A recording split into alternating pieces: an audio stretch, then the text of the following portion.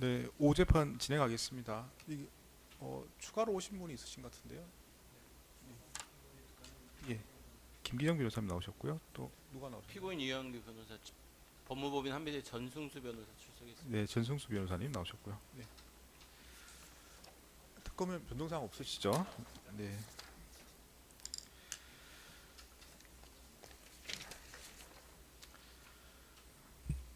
네, 오재판도 마찬가지로 뭐 관련 법에 따라서 중계 녹취 녹음되고 있습니다. 오전에 박승재 피고인에 대한 피고인 신문 절차 주신문 진행하다가 정지했는데요. 네, 이어서 진행하면 되겠습니까? 뭐 특별히 하실 말씀 없으시면 진행하겠습니다. 예, 나오시죠.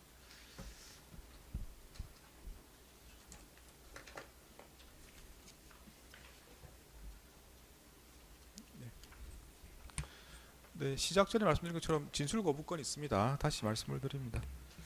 네, 오전에 4번까지 진행했고요. 5분부터 진행하시면 되겠습니다.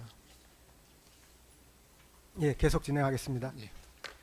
법무부 비상간부회의 관련해서 질문하겠습니다.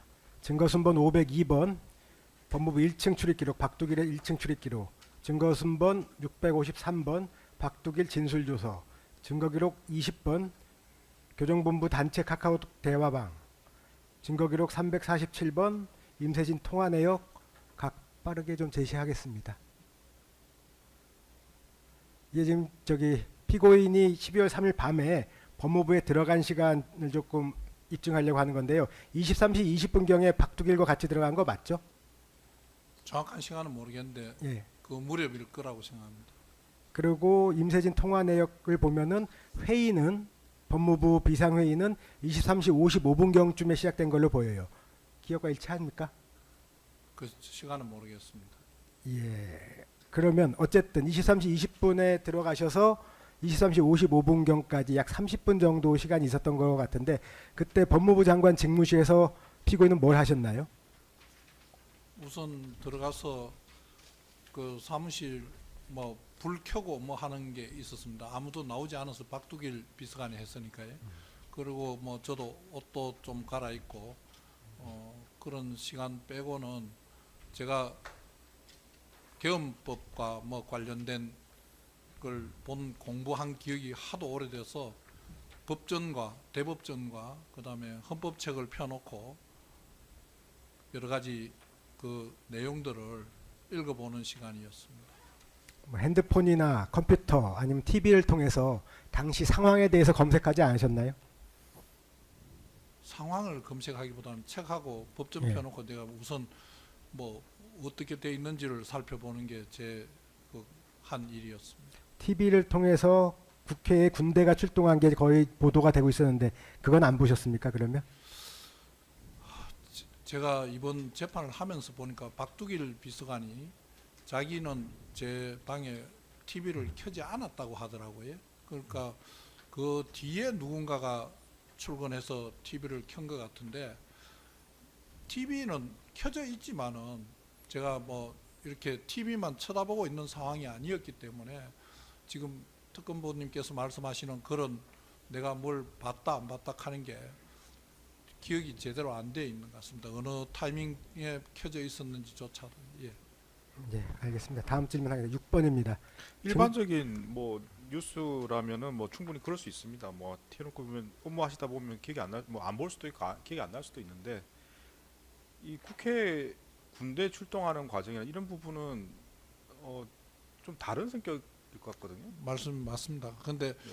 저 누가 언제 켰는지를 제가 잘 모르겠다는 것이고요. 중간중간에 책을 보고 뭐 이렇게 하면서 제가 그런 국회 앞에 사람들이 많이 웅성웅성하고 있는 장면은 봤다고 제가 말씀을 드렸습니다. 뭐 군인들과 관련된 장면은 뭐 뉴스를 본 기억이 없습니까? 왜냐하면 그때 보면 뭐 여러 가지 뭐 헬기라든지 뭐 중간에 국회에 들어가는 장면이라든지 이런 것들이 여러 차례 나왔을 걸로 제가 기억이 되는데요. 구체적으로 군인이 막 국회에 들어가는 장면이라고 하면서 뭐 창문을 넘어 들어가고 하는 그 장면은 그 간부회의를 끝나고 나서 와서 사무실에 와서 그 타이밍에 본 것 같은데 그것도 뉴스인지 실시간인지가 제가 제대로 기억을 못하겠다고 조사받을 때도 말씀드린 바가 있습니다. 간부 회의 끝나고 나서 본 것 같다. 이 답변이신가요? 예, 군이 국회에 창문 넘어 들어가고 하는 장면. 네, 다음 질문하시죠. 6번 질문 드리겠습니다. 증거순번 437번 25년 9월 24일 피의자 신문 녹취서입니다. 제시하겠습니다. 피고인은 특검 조사에서 과거 군 법무관 당시 들은 기억을 토대로 계엄사에서 그런 요청이 있으면 어떻게 해야 하는지 검토해 보라고 지시한 사실을 그런 사실은 있었던 취지로 진술하셨어요. 계엄사에서 협조 공문이 협조 요청이 있으면은 어떻게 할지 검토해 보라. 요거를 누구한테 지시했습니까? 주어는 지금 검찰국장이 있었으면 당연히 검찰국장을 향해서 제가 그런 말을 했을 건데요. 예. 검찰국장이 없으니까 검찰과장이 앉아 있는 쪽으로 보고 내가 그러지 않았을까 싶습니다. 6-1 질문 드리겠습니다. 그러면은 이제 과장들이니까 장관의 요청이 더 무겁게 받아들일 거고 뭘 어떻게 해야 됩니다. 검토해 봤더니 우리가 무슨 조치를 해야 됩니다. 이런 보고, 피드백을 받으셨습니까? 그날 전혀 없었습니다. 저 말이 제가 조금 설명드려도 되겠습니까? 네, 말씀하시죠. 예. 말을 꺼내면서 제가 옛날에 군대 근무할 때 이랬다 하고 또 이런 것도 있다고 하던데 저 이야기입니다. 우리도 저 사람 놀락하면 어떻게 해야 되노? 내가 이래 이야기하니까 그 받아들이는 사람은 그걸 뭐 구체적인 지시라고 생각 안 했을 수도 있을 것 같고 저는 어찌해야 되는지 한번 알아보라 하는 취지였던 것 같은데 막 임세진 과장이 증언하면서 자기는 그걸 뭐 전혀 그렇게 받아들이지 않았다고 이야기하는 것 같습니다. 예, 7번 질문 드립니다. 증거기록 순번 426번 신용의 카카오톡 메시지입니다. 피고인은 24년 12월 4일 01시 4분경에 신용회로부터 이른바 3,600명 문건, 즉 비상계엄 관련 수도권 수용 여력 검토 보고서를 전송받으신 사실 기억하십니까? 예, 저런 문건 받은 사실이 있습니다. 7-1은 생략하고 7-2입니다. 그럼 저 문건은 피고인이 지시해서 신용회가 작성해서 보고한 건가요? 제가 신용회 교정본부장인데 이야기한 거는 간부회의 때 과밀 수용 걱정을 하면서 수용 상황 관리를 잘하라. 수용자들을 잘 관리해라. 이런 취지의 이야기를 했던 거고 거기에 따라서 교정본부장이 자기가 알아서 한 것이 아닌가 생각을 합니다. 7-3 질문 드리겠습니다. 특검 수사 결과 신용회는 위 문건을 피고인에게 보고한 이후에 다시 보안과 양원동을 통해 이승용과 장성일에게 비상계엄 대비 포고령 위반자 구금에 따른 수용인원 조절 방안이라는 문건을 작성하도록 지시했습니다. 피고인이 신용회한테 저 문건을 보고받은 후에 추가로 지시한 사항이 있었습니까? 전 전혀 없습니다. 그때는 01시 4분경이고 그때 뭐 신용회가 바로 실시간으로 확인했는지 모르겠지만 직전에 비상계엄이 국회에서 해제됐고 그런데도 저런 조절 방안이나 문건이 또 작성됐다는 거는 장관의 지시가 있어서 아닌가요? 전혀 저런 지시한 바가 없습니다. 그럼 저 문건을 다시 보고는 받으셨나요? 수용인원 조절 방안에 대해서. 보고받은 바도 없습니다. 저는 저 지금 제일 위에 있는 사진, 그 다음에 교정기관장 영상회의 결과 저 2개 보고받은 것 같습니다. 저희 특검에서 보기에는 본문 내용은 똑같은데 제목만 바뀐 걸로 보여요. 그래서 이제 비상계엄 해제가 되고 나니까는 이 보고서 작성 자체가 문제될까봐 저런 식으로 제목을 바꾼 거 아닌가라는 의심도 해요. 다른 뭐 의미도 있겠지만은 그런 거에 대해서 피고인이 지시한 바는 없나요? 전혀 없습니다. 8번 질문 드리겠습니다. 피고인은 출입국 외국인 정책본부장 배상업에게 출국금지팀 출국 및 대기를 지시한 사실이 있습니까? 저는 출입국 금지팀 대기하라 하는 지시를 배상업이 한 사실이 전혀 없습니다. 8-1입니다. 증거순번 437번입니다. 피의자 신문 녹취서 56면 제시하겠습니다. 피고인은 특검 미래조사 당시에 비상계엄 당시 배상업에게 출국금지 요청이 오면 출국금지를 해줘야 될 거다. 정확하게 해줘라 라고 지시한 사실을 인정했죠. 저기 신속하게 저 부분이 뒤에 저 조서 뒤쪽에 가면 정확하게라고 바뀌어 있는 것 같습니다. 제가 말하려고 했던 거는 저런 요청이 오면 정확하게 해줘라 이런 정도 이야기를 간부 회의 때 했다고 저는 그렇게 생각하고 있습니다. 그런데 배상업위는 간부 회의 때는 출금지 뭐 저런 말도 못 들었다고 하니까 그 배상업위 말을 제가 믿을 수는 없고요. 저는 저렇게 출금지 요청이 오면 정확하게 해줘라 이 이야기를 한 것 같습니다. 당시 출국 8-2 질문하겠습니다. 출국금지 요청의 주체는 계엄사라고 생각하신 거는 맞죠? 어딘지 모르지만 수사기관이겠죠. 제 생각에는 반드시 계엄사인만은 아니지 않습니까?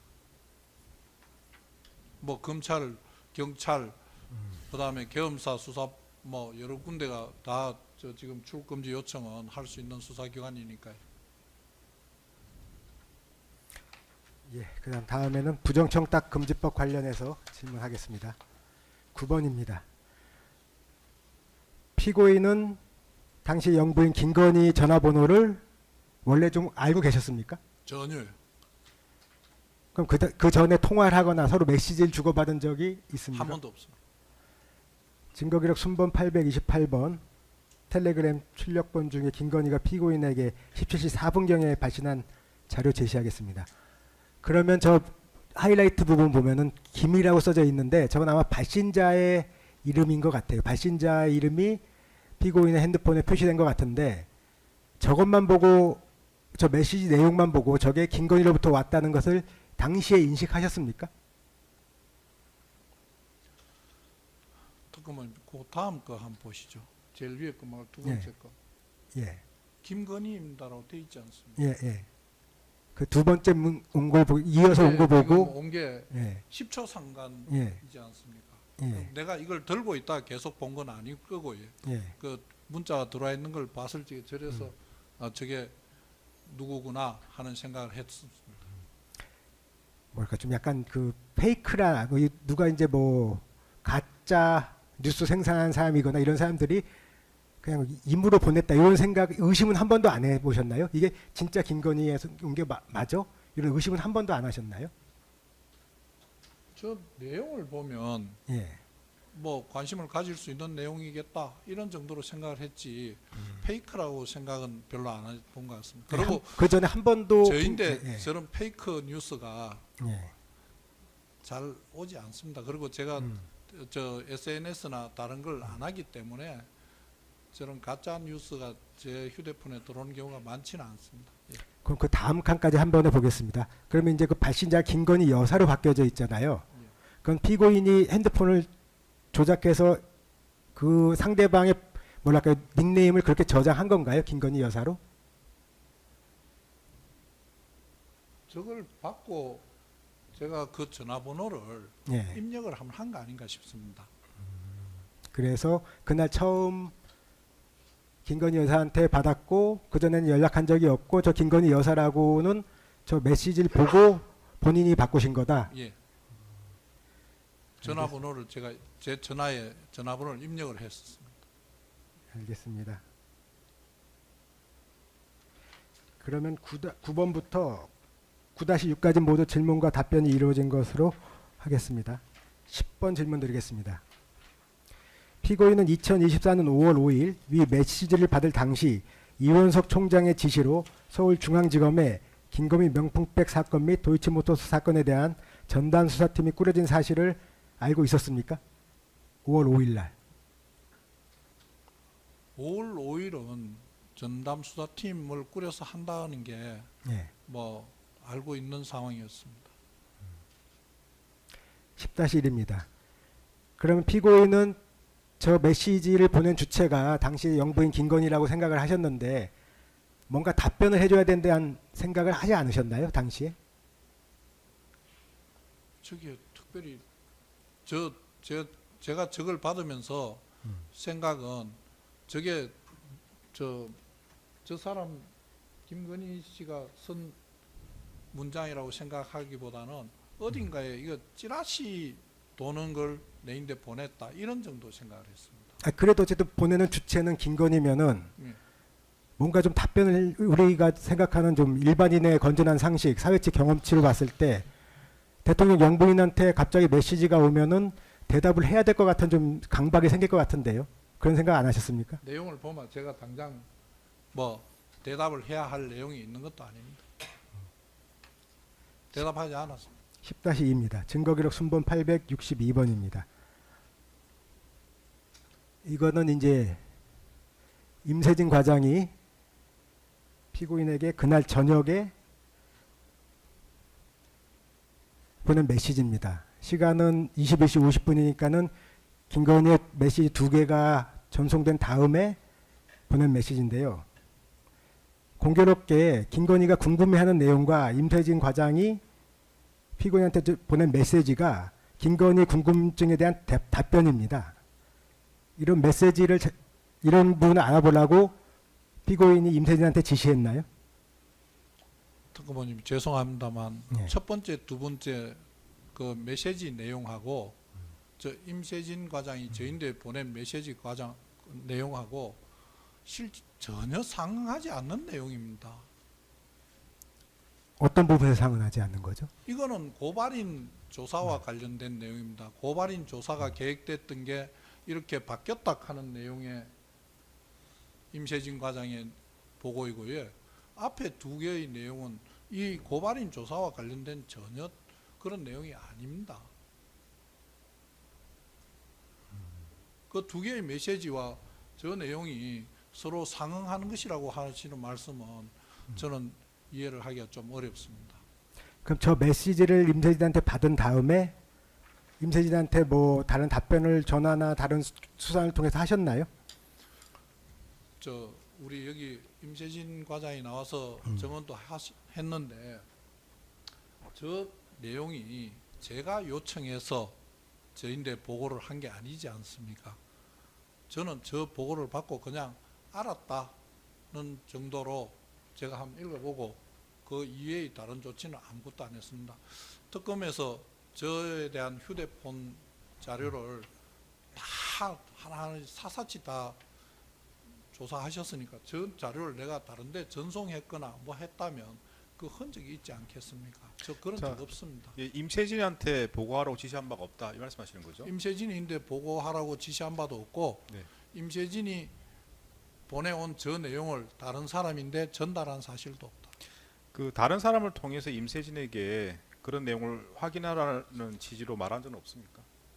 저 내용을 장관이 뭐 누구인데 저 정도 내용을 보고해라, 누구 뭘 확인해서 보고해라 지시할 정도의 내용은 아닙니다. 그러니까 이제 결국 묻는 거는 김건희가 보낸 문자와 관련해서 뭔가 지시를 했는지가 이제 중요한 부분인데 아닙니다. 그런 적 없습니다. 임세진한테 지시한 바도 없고 다른 사람을 통해서 임세진이 지시한 바도 없다 맞습니까? 저기 방금 그 메시지를 보면 김건희 여사라고 이제 입력하셨다고 말씀하셨는데 이제 발신자 명을 그렇게 이제 수정해서 입력하셨다 그 말씀하시는 것 같네요.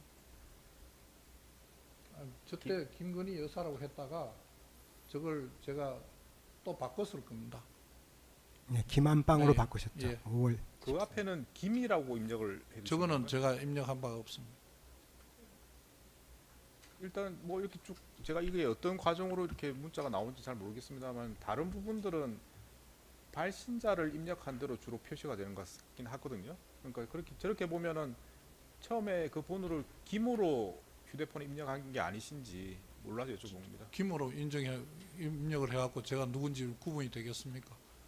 그건 뭐 제가 알 수가 없고요. 그래서 네, 여쭤보는 아닙니다. 겁니다. 제 휴대폰을 다 그대로 압수해서 포렌식을 다 했기 때문에 그런 게 있었으면 다 나왔을 겁니다.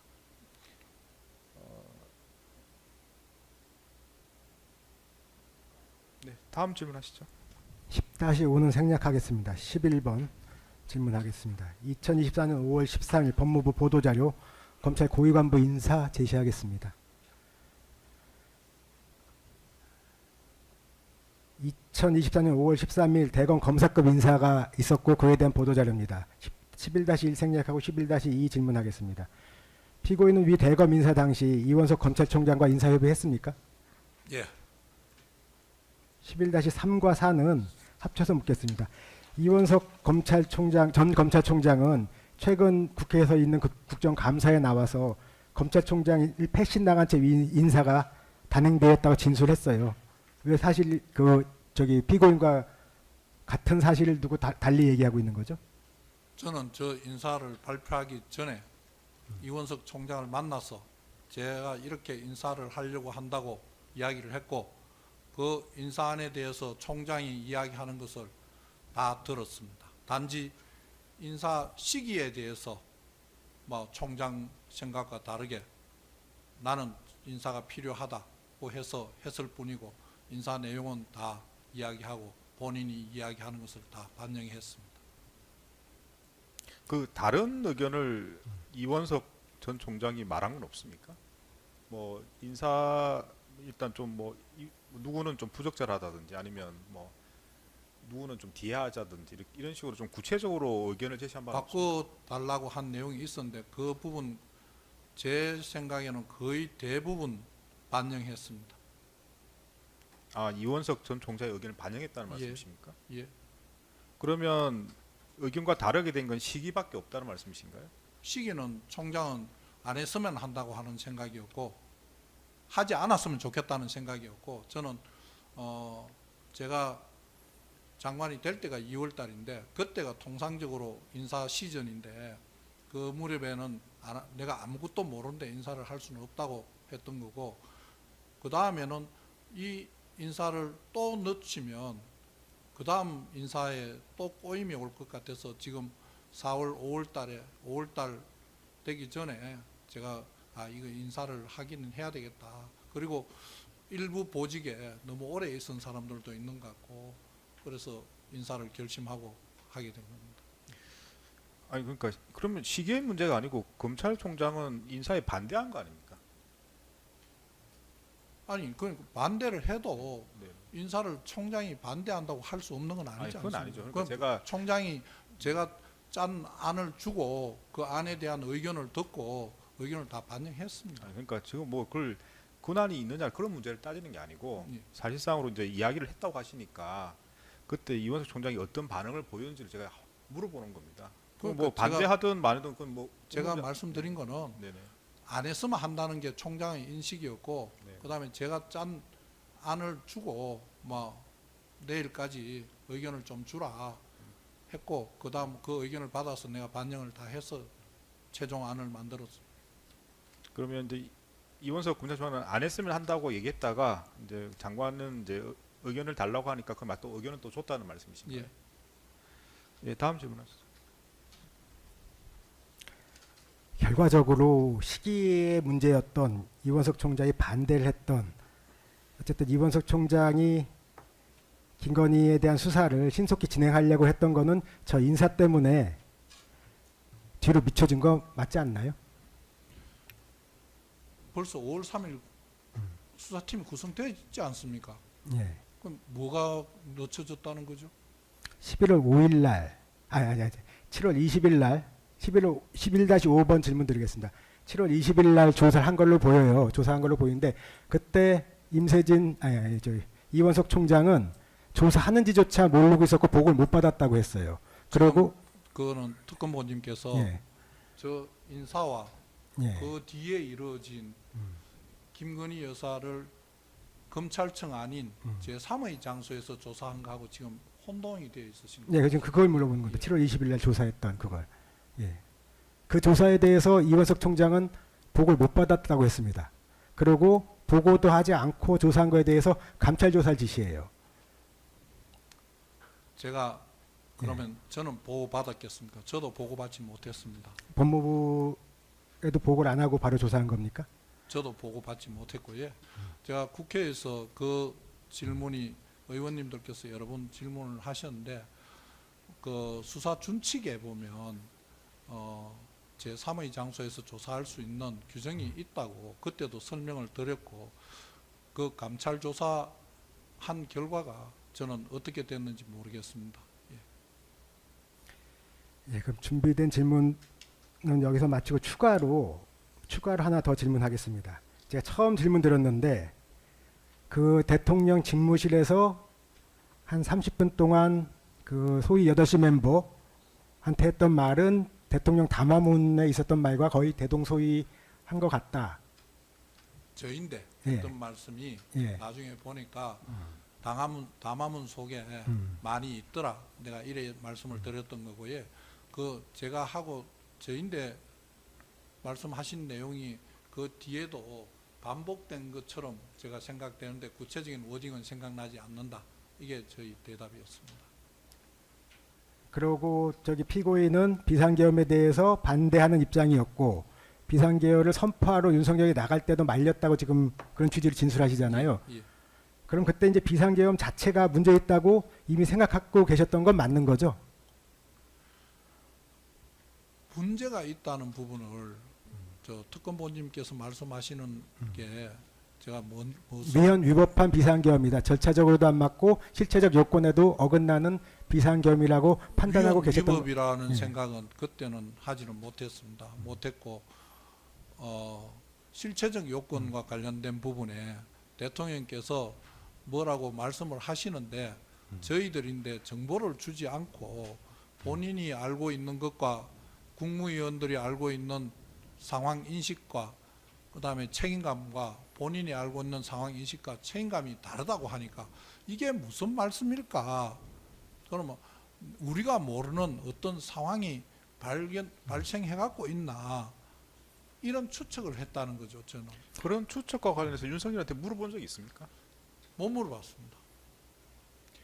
지금 그에 증인이 그걸 법무부 장관께도 네. 법무부 장관한테도 보완을 해야 하는 그런 내용인가? 그러면 무슨 보완을 해야 될 내용인지 물어본 적이 있습니까? 물어보지 못했습니다.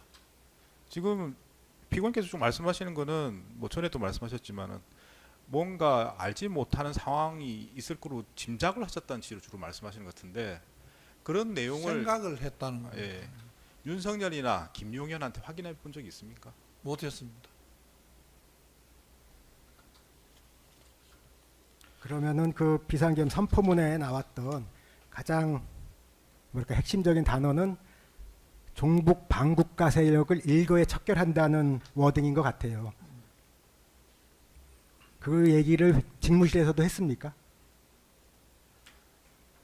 제가 그런 말은 들은 것 같습니다.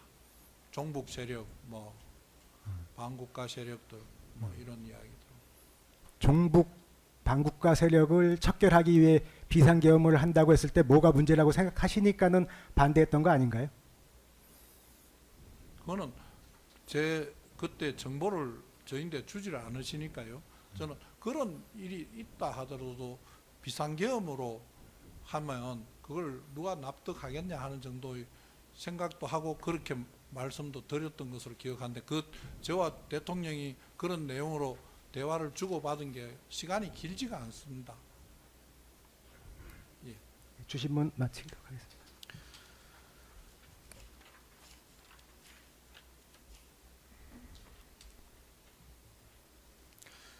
그 김건희로부터 문자를 받으신 후에 거기에 대해서 답변을 하신 적이 있습니까? 저게 제가 지금 통화 내역을 정확하게 몰라서 그런데 텔레그램이 저 두 개의 문자가 오고 텔레그램인지 뭔지 모르겠는데 저인데 전화가 왔습니다. 저 무렵에 네. 저 문자 두 개를 보냈을 무렵에 그 통화 한 번 한 거 외에는 저는 다른 건 없습니다. 지금 문자와 관련해서 통화를 하신 건가요? 정확한 저 통화 내용은 기억은 잘 안 나는데 뭐 저런 이야기를 했는지 하지 않았을까 싶기도 하고 그렇습니다. 문자를 보내고 전화를 했으면 뭐 피고인이 어떻게 대응했을지 저게 제가 저 모르지만 관장님께서도 네네. 자꾸 저걸 문자라고 하시는데 저는 저게 문자로 보이지 않고 그냥 찌라시로 보이거든요. 아니, 그건 이제 보내는 사람 입장에서는 김건희 입장에서는 저게 찌라시든 기사든 간에 본인이 궁금하고 확인하고 싶으니까 저희한테 피고인한테 보낸 거 아니겠습니까? 그러니까 이제 받는 사람 입장에서는 다를 수가 있습니다. 뭐 이게 뭐 이렇게 뭐 신경 쓸 만한 그런 내용이 아니다. 그건 피고인이 생각할 수 있지만 보내는 사람이 법무부 장관한테 저렇게 문자를 보내는데 근데 저걸 좀 내려 보시면 네네. 제일 위에 게 벌써 그 옛날에 지내갔던 내용이거든요. 그러니까 이제 제가 다시 말씀드리지만 받는 사람 입장에는 그럴 수가 있습니다. 말씀하시는 것처럼 그렇게 생각할 수가 있는데 보내는 사람 입장은 다를 수가 있는 거거든요. 저걸 뭐 피고인처럼 말씀하시면 저걸 뭐 일국의 법무부 장관한테 저걸 문자를 보낸다는 게 이해가 안 되는 거죠. 근데 실제로 보내지 않았습니까? 보낸 사람 입장이 다를 수도 있는 거 아니겠습니까?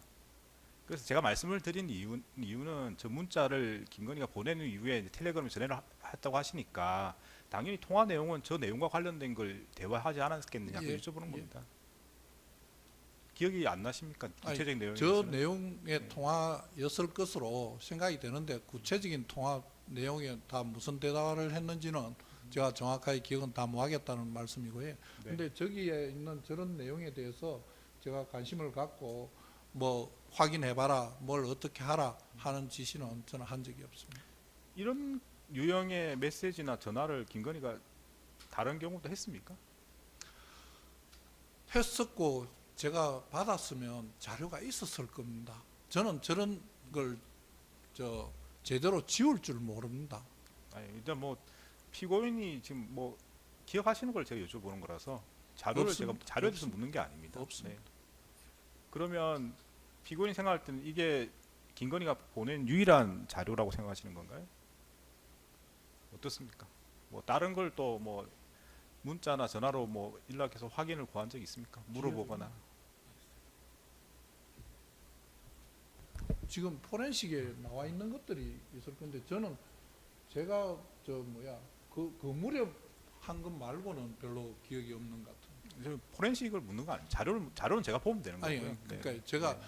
기억이 뭐 몇 년 전에 뭐 뭘 보낸 걸 받은 기억이 있냐 한데 기억을 할 만한 내용을 제가 뭐 한 기억은 거의 없습니다. 지금 저게 다인가 싶은데 저는 네, 그냥 피고인의 기억을 묻는 겁니다. 예.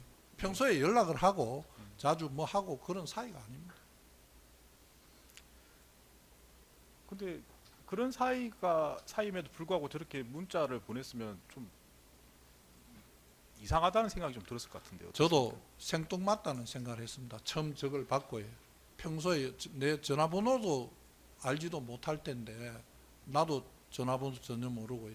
그 상황에 저런 게 와서 이게 뭐야 이러고 있는 정도의 상황이고 뭐 전화 와서 뭐 이런 것도 있습니다. 뭐 한번 보십시오 했던가 뭐 했는데 그냥 저는 뭐 알겠습니다 하고 그냥 끝이 난 것 같습니다. 그리고는 뭐 저런 업무와 관련돼서 제가 전화를 하거나 뭐 한 기억은 별로 없는 것 같습니다. 네, 반대 신문 하겠습니다.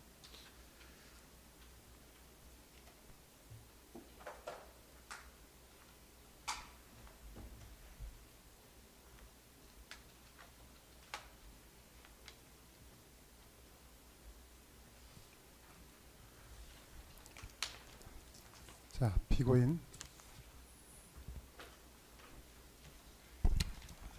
자, 지금 검사님, 특검보께서도 지금 질문을 하셨고 또 재판장님께서도 질문을 하셨는데 김건희라는 김건희 여사죠. 김건희 여사를 평소에 만납니까? 저는 외부 장소에서 본 것은 네. 결혼하기 전에 한번 다른 뭐 이 식사 자리 이런 데서 식사라기보다는 저녁에 이 호프집 같은 데서 잠시 얼굴 본 게 전부입니다. 그러니까 그 결혼은 지금 김건희하고 윤석열 전 대통령하고 결혼한 게 2012년도로 알려져 있는데 그러면 2012년 이전에 한 번 보고 지금까지 한 번도 못 봤다는 건가요? 밖에서는 밖에서. 예. 밖이라 하면 두 번째 본 것이 사실은 대통령 취임식장이었습니다. 피고인은 대통령 취임식에 참석했더니 거기에 김건희 여사가 있더라. 인사를 하는. 그래서 인사하고 예. 뭐 구체적으로 좀 대화를 나누고 했습니까? 아, 수많은 사람이 있어서 뭐 네. 대화를 나눌 형편은 아니었습니다. 그러면 지금 피고인으로서는 김건희 여사를 2012년 이전에 뭐 그때 결혼하기 전에 호프집에서 한번 만나고 그 뒤에 2022년 5월 10일인가요? 취임이? 5월 10일 취임식에 한번 보고 그랬다는 건가요? 예. 그리고 지금 아까 그 특검께서 그 좀 띄워주시면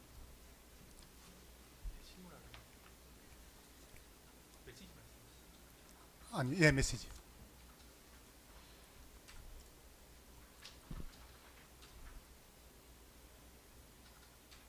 저기 보면 지금 5월 5일 17시 4분 18초에 김하고 지금 뜨거든요. 이 김이란 거는 피고인 그 휴대폰에 저장돼 있는 그 김건희의 김이 아니라는 건가요? 전화번호를 김이라고 저는 저장한 기억은 없는 것 같습니다. 그래요? 누구도. 그러면 그날 두 번의 그 메시지를 받고 두 번이 아니고 세 번을 받았네요. 그런데 이제 2024년 5월 5일 17시 4분 30초에 김건희입니다 하고 이제 자기를 소개하니까 그때 김건희 여사라고 그 뭐야 전화번호를 입력하고 그때부터 김건희 여사로 떴다는 거죠. 예. 그래 좀 올려봐 주시죠. 좀 더 올리시면. 네. 5월 13일 20시 36분에 김안방이라는 이름으로 이제 돼 있어. 여기에 보면 콜 아이디 해갖고 전화가 아마 그 전화 통화를 한 것 같은데 그러면 이 전화를 하고 김안방으로 다시 입력을 했다는 건가요? 그렇게 기억이 됩니다. 근데 이게 텔레그램으로 통화를 하면 텔레그램에 이거 다 남는 모양이죠? 저는 지금 그거 잘 몰라서. 텔레그램에 남은 자료가 아니라 저 구글 플레이라는 서비스에서 저희가 저 푸싱 알림, 그러니까 썸네일처럼 이런 메시지가 왔다라고 안내 멘트가 짧게 나옵니다. 그 메시지의 일부만 구글 플레이 서비스 미디어에 저장이 됩니다. 그래서 텔레그램이 복원된 것이 아니라 구글 플레이 서비스의 썸네일이 일부 복원된 겁니다. 그래서 이 뒤에 있는 생략된 말들은 더 많은 말들이 있었다. 그러니까 팀 구성에 대해서 언급이 있었다는 거라고 저희 특검은 생각하고 있는 겁니다. 자우지간 피고인으로서는 지금 여기 지금 피고인의 휴대전화에서 지금 포렌식한 자료인데 휴대전화에서 포렌식한 자료에 남아있지 않는 부분은 없다 그 말이죠. 없는 것으로 기억한다라고 하면 될까요? 예. 저는 저 포렌식 해서 제 걸 다 찾아낸 것으로 저는 그렇게 알고 있습니다. 예, 이상입니다. 준비된 자료에 따라서 묻겠습니다. 자, 1페이지는 통째로 생략하겠습니다. 2페이지도 통째로 생략하겠습니다. 4번은 한번 물어보겠습니다. 자, 4번. 피고인은 집무실이나 대접견실에서 대통령의 비상계엄은 국무회의 심의사항이므로 대통령이나 국무총리에게 국무회의 심의를 거쳐야 한다라고 건의를 한 사실이 있습니까? 대통령께 제가 말씀드린 사실은 없고요. 네. 대접견실로 나온 이후에 누군가가 이거 심의사항 아니야? 하는 이야기를 한 것을 기억이 되고 그 말을 듣고 제가 휴대폰을 이용해서 헌법을 찾아보고 심의사항이 맞다. 이건 심의사항 헌법에 심의사항으로 되어 있다 하는 이야기를 한덕수 총리께 제가 한 것으로 기억이 됩니다. 그럼 4번은 4-1, 4-2까지 답이 된 걸로 정리를 하겠습니다. 5번은 한번 물어보겠습니다. 대접견실 CCTV 지금 저희들이 준비를 못해서 제시는 안 하겠습니다. 그런데 피고인은 그 대접견실 CCTV 여러 번 봤죠? 예. 예, 그 CCTV 영상을 보면 한덕수 총리, 김영호 장관, 조태열 장관, 이상민 장관, 조태용 국정원장 등과 함께 대접견실 탁자에 앉아서 대화하는 장면이 나옵니다. 기억나죠? 대접견실이었어요. 예. 예.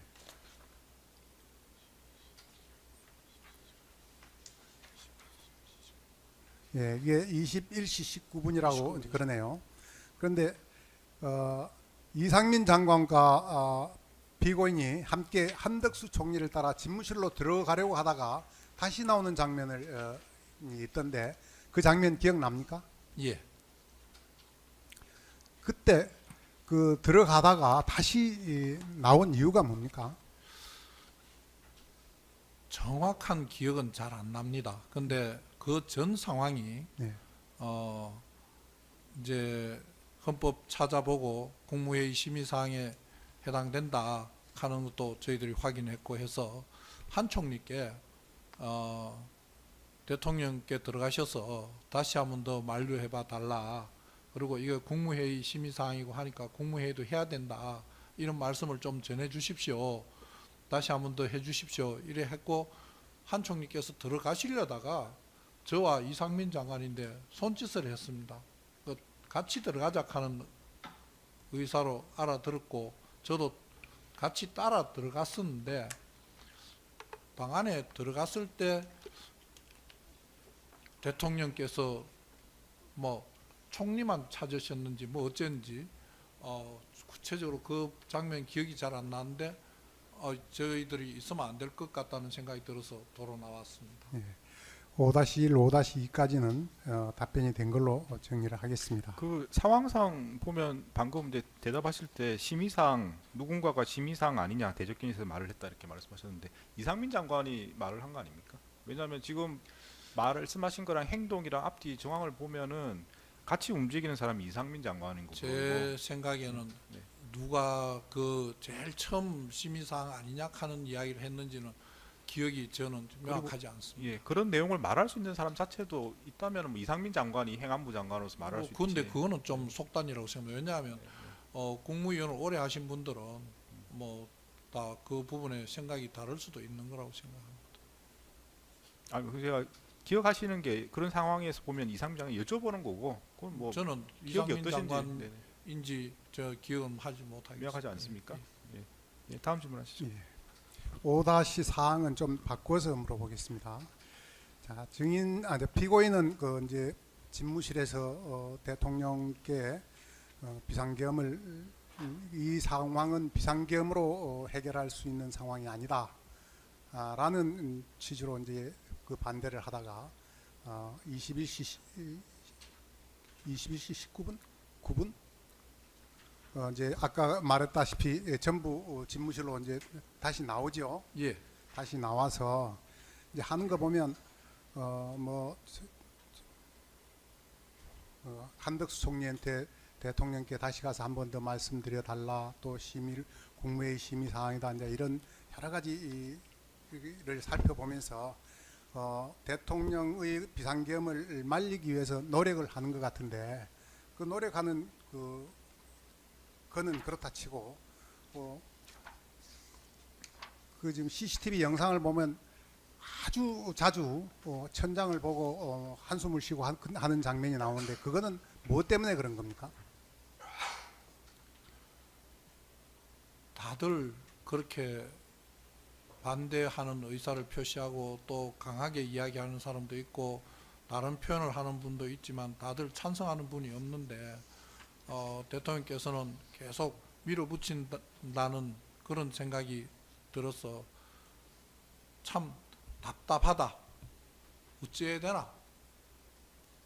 어떻게 하나? 이런 생각을 갖고 제 마음이 그렇게 멍하니 한 천장을 쳐다보고 있는 모습으로 나온 게 아닌가 생각합니다. 그다음에 6번은 6-1, 6-2, 6-3까지 생략을 하고 6-4로 가서 여쭤보겠습니다. 추가 증거 순번 26번 강의구 증인신문 녹취서 20페이지를 제시하겠습니다.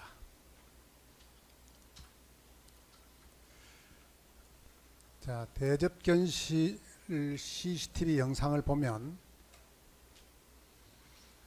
22시 42분부터 22시 43분경 피고인이 대접견실에서 나가다가 강의구 부속실장과 대화를 한 후 다시 대접견실로 나가던 국무위원들이 피고인을 비롯해서 당시 대접견실을 나가던 국무위원들이 다시 모두 대접견실로 들어오는 그런 장면이 있습니다. 그때 당시 강의구 부속실장과 무슨 대화를 했기에 그런 상황이 생겼습니까?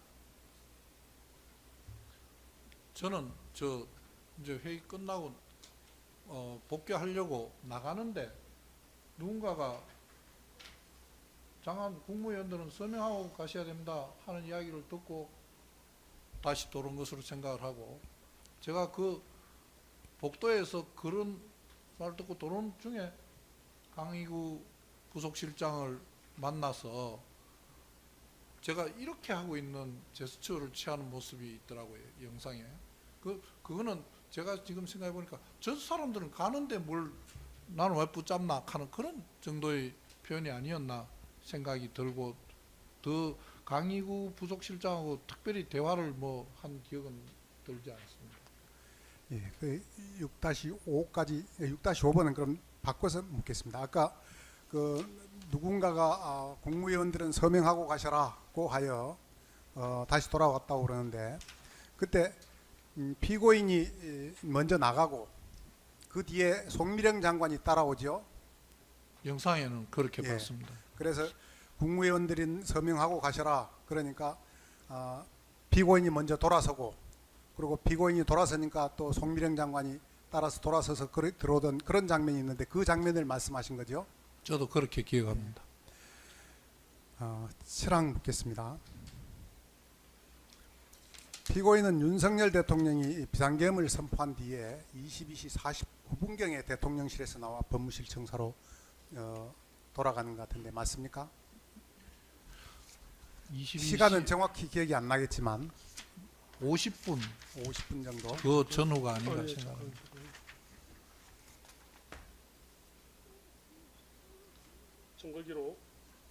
정거순번 189번 정거기록 3969민에 제시하면 22시 49분 11초에 지금 피고인이 대직실 퇴실에 가서 나가는 장면이 나오거든요. 예? 예. 맞겠죠? 예. 7-1항 묻겠습니다.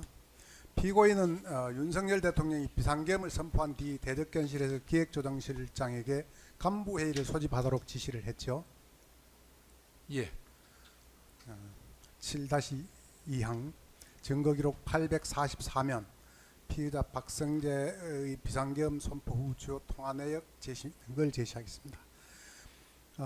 피고인은 법무부로 복귀하는 승용차 안에서 23시 57분 38경에 임세진 검찰과장과 10초 통화를 하고 23시 01분 42경에 심우정 검찰총장과 1분 16초간 통화를 하고 23시 03분 20경에 배상업 출입국 외국인 정책본부장과 46초를 통화하고 23시 04분 29초경에 신용의 교정본부장과 1분 8초 동안 통화를 한 사실이 있는데 기억은 나는가요?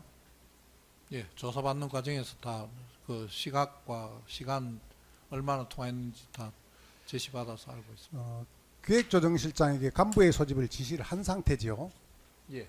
그런데 또 이 법무부 간부 세 사람과는 따로 통화를 해야 할 뭐 특별한 이유라도 있었습니까? 우선 첫 번째 생각이 검찰국장이 없다는 생각이 들었습니다. 이 비상계엄이 선포가 됐는데 뭐 사실상 엎질러진 물과 같이 계엄 상황이 비상 상황이 생겼는데 제가 이 상황을 어떻게 수습 내지는 혼란이 최소화되도록 내 업무를 챙길까, 국민들한테 혼란이 더 적게 갈 수 있도록 할까, 이걸 생각을 하면서 회의에 어떻게 할까 하는데 검찰국장이 없다는 생각이 들었습니다. 그래서 검찰과장 보고 대리 참석이라도 하라고 전화를 제일 먼저 검찰과장인데 전화를 했습니다. 그리고 검찰 그 10초밖에 안 했으니까 제가 뭐 다른 말을 할 시간이 전혀 없었습니다. 그 다음에 검찰총장에게는 계엄 선포와 동시에 사법사무가 계엄 사령관 관할로 넘어가는 제일 큰 변화가 생기는 부분이 검찰의 업무니까 검찰총장인데 계엄 상황이 생겼다 이거 알고 계시냐 검찰 업무를 잘 좀 지휘해달라 하는 이런 취지로 제가 전화를 했던 것 같고요.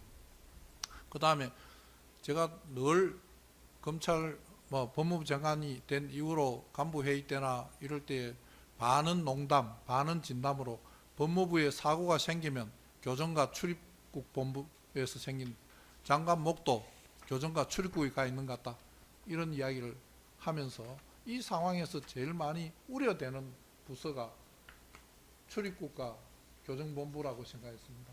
그래서 이 두 사람인들은 더 강조한다는 의미로 나오느냐 하는 이야기와 아이고 이런 점들을 잘 챙겨야 될 것 같은데 한데 이런 점들이라고 하면서 제가 말한 게 배상업인들은 출입국 관련 업무가 생길지도 모르겠네 이런 이야기를 한 거고 저 구치소 쪽에는 안 그래도 과밀 수용인데 수용 관리 잘해야 될 건데 이런 이야기를 한 게 전부입니다.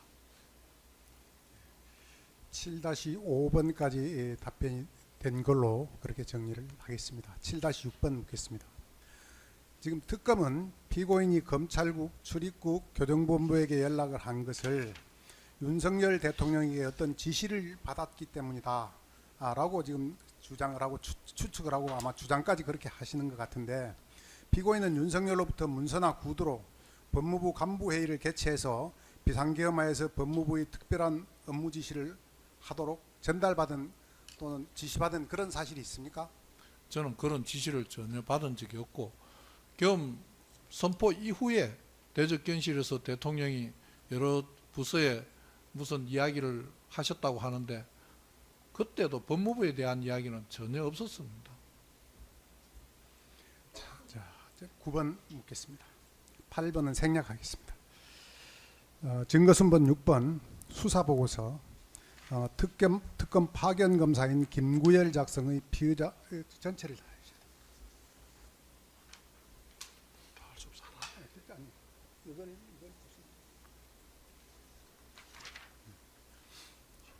이것은 2025년 8월 6일 특검 파견검사가 피고인이 주관한 법무부 간부회의에 참석한 사람들의 진술을 분석해서 수사보고로 작성한 것입니다.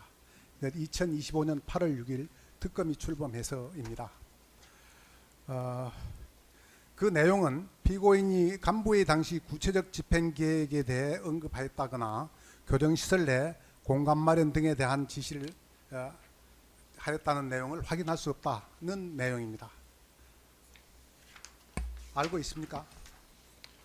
수사기록에서 읽어는 보셨죠? 작성 과정은 제가 알 수는 없고 예. 증거 기록으로 제출된 이후에 저 내용은 봤습니다. 9-1입니다. 위 수사보고 기재에 의하면 2025년 8월 6일까지 간부회의에 참석한 사람들은 간부회의에서 공소사실 기재 내용이 논의된 사실이 없고 비상계엄을 실현하기 위한 어떠한 구체적인 논의나 지시가 없었다라는 내용인데 그렇죠? 저는 그렇게 이해하고 있습니다. 네. 자, 증거순번 21번 검찰특별수사본부 작성 배상업에 대한 진술조서를 제시합니다. 증거기록 333면입니다. 배상업은 2024년 2월 12일 검찰청 특별수사본부에 참고인으로 출석해서 진술한 내용에 의하면 검사는 여인영의 휴대전화 메모에 체포조 운영, 출국금지 등이 기재되어 있다면서 배상업을 상대로 출국금지를 지시한 사실이 있는지 사실 한 4페이지나 5페이지에 이르는 정도로 집요하게 질문을 했습니다. 그런데도 배상업은 피고인이 출국금지라는 단어조차 언급하지 않았다라고 진술하고 있는데 그런 사실이 확인되죠. 조서에 그렇게 되어 있는 것으로 압니다. 그런데 지금 2025년 8월 6일까지 상황은 그런데 갑자기 증거순번 39번 특검의 배상업에 대한 진술조서 1회 증거기록 715면을 제시합니다. 지금 8월 6일까지 상황은 피고인이 그 법무부 간부회의에서 구체적인 비상계엄을 실현하기 위한 구체적인 논의나 지시도 없었고 공소사실 기재 내용과 같은 어떠한 논의를 한 사실도 없다라는 것이 확인되었음에도 불구하고 8월 8일 배상업을 불러서 다음과 같이 배상업을 불러서 조사를 했는데 그 내용은 다음과 같습니다. 배상업은 2024년 8월 8일 특검에 출석해서 피고인이 12월 3일 23시 01경 전화를 해서 출국 금지팀을 대기시키라고 지시했다고 진술하고 간부회에서는 검찰국 과장들을 향해 합수부 검사 파견을 검토하라고 지시하였으며 수용 공간에 대해도 말이 나왔던 것으로 기억한다라고 진술했습니다. 피고인과 배상업과 통화 및 간부회에서 그런 지시를 한 사실이 있습니까?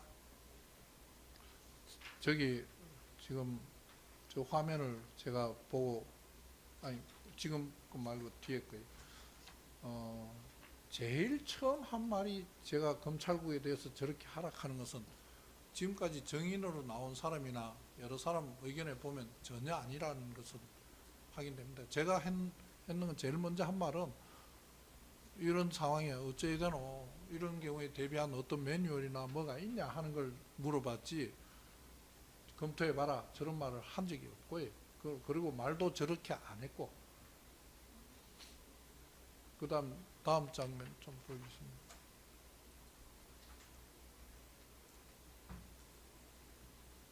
예. 그런 지금 말씀하시는 배상업 그 진술은 사실과 다릅니다. 네. 10-2는 생략하겠습니다. 10-3은 한번 보겠습니다. 증거순번 288번 특검 작성 배상업 진술조서 3회입니다. 증거기록 5157면인데요. 그런데 특검 1회 조사 때 조사로부터 이제 1개월 정도 지나서 작성된 배상업에 대한 진술조서는 그것보다 좀 더 구체화돼서 피고인은 배상업에게 전화해서 최대한 빨리 출국 금지팀을 대기시키라라고 했다고 하는데 그런 게 사실입니까? 저는 이 오기 전부터 조사 단계에서도 했는데 저는 출국 금지팀을 대기시키라는 말을 한 적이 없습니다.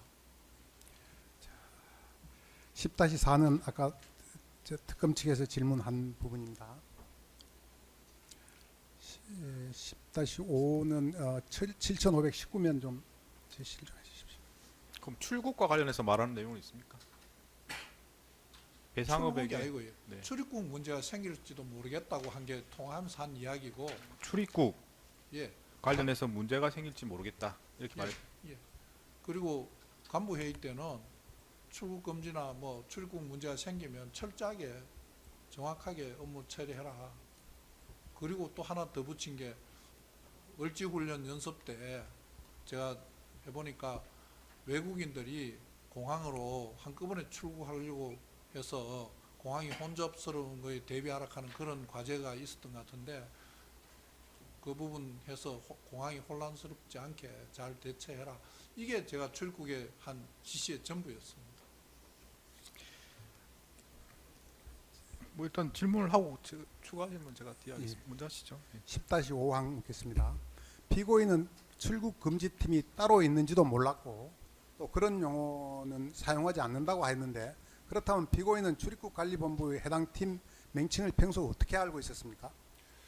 장관이 각 부서의 소규모 팀이나 자기들끼리 부르는 명칭을 다 알기 어렵습니다. 뭐라고 중간중간에 자기들이 보고했을지는 모르지만 저는 출국금지팀이라는 용어를 써서 지시를 해본 기억이 없습니다. 10-6 묻겠습니다. 배상업에 대한 증인신문 녹취록 105면 106면 제시합니다.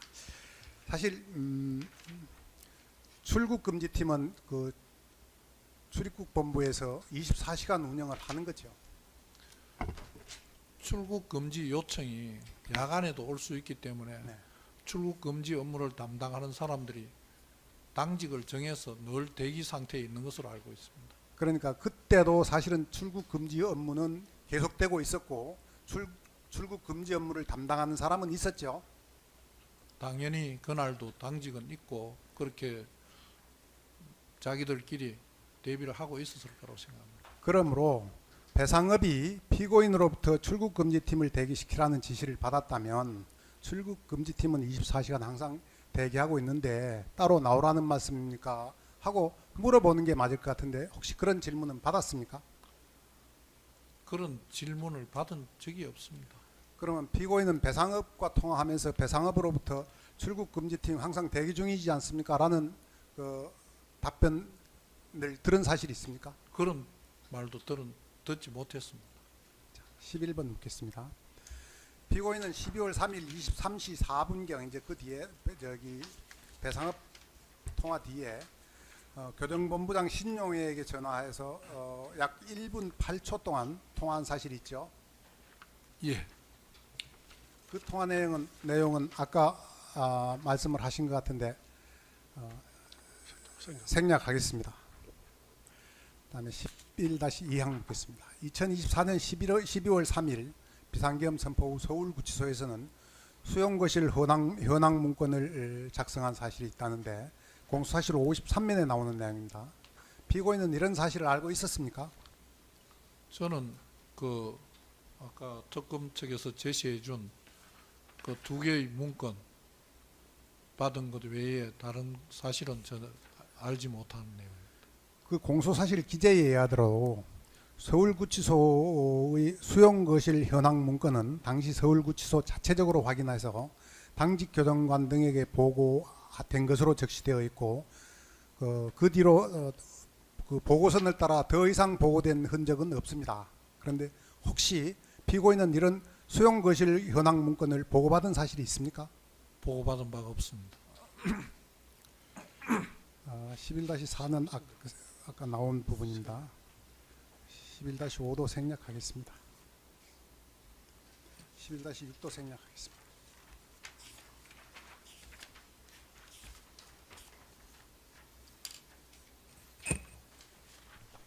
11-7 한번 물어보겠습니다. 피고인이 신용회에게 수용관리를 철저히 하라 하는 취지의 지시는 수용자의 인권 침해와 직결되는 과밀 수용이 심각한 교정 분야에서 예상되는 부작용에 대비하여 사전에 잘 점검해서 혼란을 방지해야 한다는 의미에서 지시한 것이지 비상계엄에 동조한다거나 옹호한다는 그런 차원은 아닌 것이죠. 예, 수용 관리를 철저히 하라는 것은 수용자들을 과밀 수용 그 부분도 있고 항상 교도소라는 곳은 다른 일이 생길 수용자들 관리 과정에서 생기는 여러 가지 사고나 뭐 이런 게 발생할 가능성이 많으니까 직원들이 좀 더 관심을 갖고 관리를 철저히 하락하는 취지였습니다. 12항은 좀 줄여서 이렇게 물어보겠습니다. 피고인은 법무부 간부회의가 끝난 후 비서실에서 집무실에 보고령을 넣어주어서 그때 처음 보고령을 보았다고 했죠. 문서로 그때 처음 봤습니다. 13항입니다. 피고인은 간부회의가 끝난 후 법령을 찾아보고 있던 중 보고령도 보게 되었는데 구상엽 법무실장도 보고령을 가지고 집무실에 와서 보고령이 헌법과 충돌되어 문제가 있다고 말하고 피고인도 기조실장에게 국회 상황을 확인하였더니 의원들이 많이 그러니까 기조실장을 통해서 확인한 거죠. 예.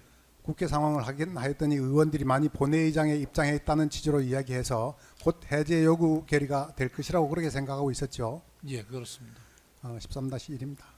그리고 국회의 의결이 있으면 해제해야 한다고 판단을 했고 국회 해제 의결 후 민정수석인 김주현과 통화하면서 비상계엄을 무조건 해제해야 된다고 말했죠. 예. 13-2항입니다. 피고인 김주현은 뭐라고 하던가요? 자기도 그렇게 확인했다고 한 것 같습니다. 뭐 확인은 했고 뭐 절차 진행에 대해서 김주현 하던 말 없었습니까? 저희 빨리 이게 하는 게 맞다고 하니까 알았다고 그러던가요? 그 정도 이야기한 것 같습니다. 예, 다음 질문하시죠. 13-2항입니다. 피고인은 2024년 12월 11일 경찰에서 참고인 조사를 받으면서 보고령을 본 시간이 저녁 11시 반이다 이렇게 진술한 바 있습니다. 그때는 피고인뿐만 아니라 그 법무부 그 회의에 참석했던 모든 사람들이 11시 반 정도에 회의가 있었다고 그렇게 진술한 사람들이 많았어요. 피고인은 그때 회의가 11시 반 정도에 끝난 걸로 생각하고 있었나요? 그 당시에는 시간적 관념이 거의 없어서 몇 시 몇 분 하는 거는 조사 받으면서 그 출입 뭐 우리가 들어온 나가고 한 거 전화 통한 거 다 확인해서 그 다음에 알게 된 거고요. 제가 1차 영장 청구되었을 때만 해도 그런 시간이 제대로 특정이 안 돼 있었던 것으로 제 기억을 합니다. 저도 그 회의 끝나고라는 것을 지금 그렇게 된 거 아닌가 싶습니다. 참고로 말하면 1차 영장 때는 회의가 23시 30분에 있었던 걸로 적시가 돼 있었던 것 같고 2차 영장 때는 23시 55분으로 적시가 돼 있었던 것 같은데 혹시 기억나는가요? 예, 저도 그 정도 차이가 있었던 것으로 생각합니다. 그런데 하여간 실제로 포고령 포고령 자체를 확인한 것은 유혁이 회의실을 들어갔다가 나가서 간부 회의가 끝난 12월 4일 00시 6분 이후의 일이죠. 예. 14항은 생략하겠습니다. 14-1도 생략하겠습니다. 14-2항 물어보겠습니다. 2024년 12월 3일 비상계엄 상황에서도 피고인은 대통령 비상계엄을 만료하기 위해 노력하였으나 대통령을 설득하는 데 실패하여 현실적으로 비상계엄이 선포된 상황에서 법무부 장관으로서 그로 인한 부작용을 최소화하기 위해서 간부회의를 소집하였던 것이죠. 예, 법질서와 법무행정의 혼란을 어떻게 최소화할까, 어떻게 하는 게 좋을까 하는 생각을 하고 그 중지를 모으기 위해서 간부회의를 했습니다. 14-3항 묻겠습니다. 간부회의에서 이와 관련해서 매뉴얼이 있는지 확인했으나 매뉴얼이 없다고 하므로 법무부 수장으로서 공직생활 중에 경험한 을지연습의 기억과 군 법무관 시절 비상계엄과 관련하여 들은 일화 등을 생각해내어 나름대로 혼란이나 부작용을 최소화하기 위해 소관 업무를 점검하고 챙겨본 것이죠. 저는 저 업무를 점검하고 그게 어떻게 하나 하는 것을 함께 생각했던 시간이었다고 생각합니다. 14-4항입니다. 그렇기 때문에 피고인은 간부회의를 마치면서 법무부 간부들에게 소관 업무를 헌법과 법률에 어긋나지 않도록 처리하라고 당부를 한 것이죠. 근무 기간 이야기 업무 잘 하라 했는데 표현을 잘 몰랐습니다만 일부 그 참고인들 카톡이나 이런 데 남아 있는 내용을 보면 제가 헌법과 법률에 따라 업무를 처리하라고 지시한 내용이 남아 있는 것 같습니다. 15항 묻겠습니다. 피고인은 윤석열과 1994년경에 만나 검사로서 같은 검찰 조직에 근무하면서 친분을 쌓아온 것은 사실이죠. 예. 15-1입니다. 1항입니다. 그러나 그것은 검찰청이라는 조직에서 같은 검사로서 오랜 기간 같이 근무하면서 자연스럽게 쌓인 친분인 것으로 2017년 피고인이 검사를 퇴직하고 윤석열은 검찰총장을 거쳐 정치를 시작한 후에는 서로 추구하는 길이 달라 거의 만나지 않았죠. 잘 만날 수가 없었습니다. 15-2항입니다.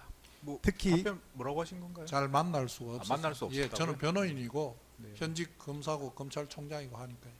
네네, 다음 질문 하시죠. 15-2항입니다. 2항은 생략하겠습니다. 아까 나온 15-3항입니다. 특별검사는 공소사실에서 피고인과 윤석열, 김건희를 정치적 공동체라고 규정하고 있는데 피고인은 정치를 알지도 못하고 정치를 할 생각도 해본 적이 없죠. 저는 정치적 공동체의 의미가 무엇인지 지금 잘 이해를 못하겠습니다. 자, 기타 신문사항으로 제가 하나만 아까 대접견실과 관련해서 지난번에 CCTV 영상 조사할 때도 제가 실황 조사를 했다면 통상적으로 그 대접견실에 있는 테이블의 크기는 얼마나 되고 의자는 얼마나 되고 또 사람과 사람의 간격은 얼마나 되는지 그래서 여기서 저쪽 사람에게 저쪽 사람이 보는 문서를 볼 수 있고 저쪽 사람이 하는 이야기를 쉽게 들을 수 있는 상황인지 하는 것들이 좀 정리가 됐어야 되는데 그게 지금 정리가 안 돼 있어 가지고 화면으로 보면 사람들이 뭐 옹기종기 붙어 있는 것 같은데 그 대접견실이 사실은 굉장히 커서 또 의자도 뭐 국무위원들이나 그 대통령 찾아오는 사람들이 만나는 것이 의자이기 때문에 매우 크지요. 예. 그래서 의자 옆에 같은 옆자리에 앉았다 하더라도 옆자리에서 보는 문서 이런 걸 쉽게 보기는 좀 어려운 상황이죠.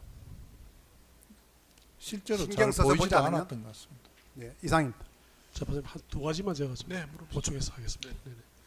네, 피고인 변호 임성근 변호사입니다. 한 두 가지만 물어보겠습니다. 아까 우리 반대 신문상 7-1항하고 14-2항이 아마 같은 취지의 질문 같은데 공동변호 이렇게 물었습니다. 피고는 윤석열 대통령이 비상계엄을 선포한 뒤 대직견실에서 기획조정실장의 간부를 소집하더니 이 지시는 이유가 뭐냐라는데 이유를 아까 묻지는 않았고 그냥 그렇게 했다는 사실만 확인하고 14-2항에서는 하여간 비상계엄이 선포된 상태에서 법무장관으로서 그로 인한 부작용을 최소화하기 위해서 간부를 소집했다 이렇게 지금 답을 하셨어요. 아니 그러면 지금 이 비상계엄에 대해서 지금 피고인께서 그 당시에 망행자시라고 거기에 대해서 반대를 했는데 불구하고 윤석열 대통령이 선포를 해버린 상황에서 그냥 집에 가버렸으면 이런 지금 재판도 안 받을 거 아닙니까? 왜 그 당시 간부들 소집을 하고 회의를 왜 했습니까?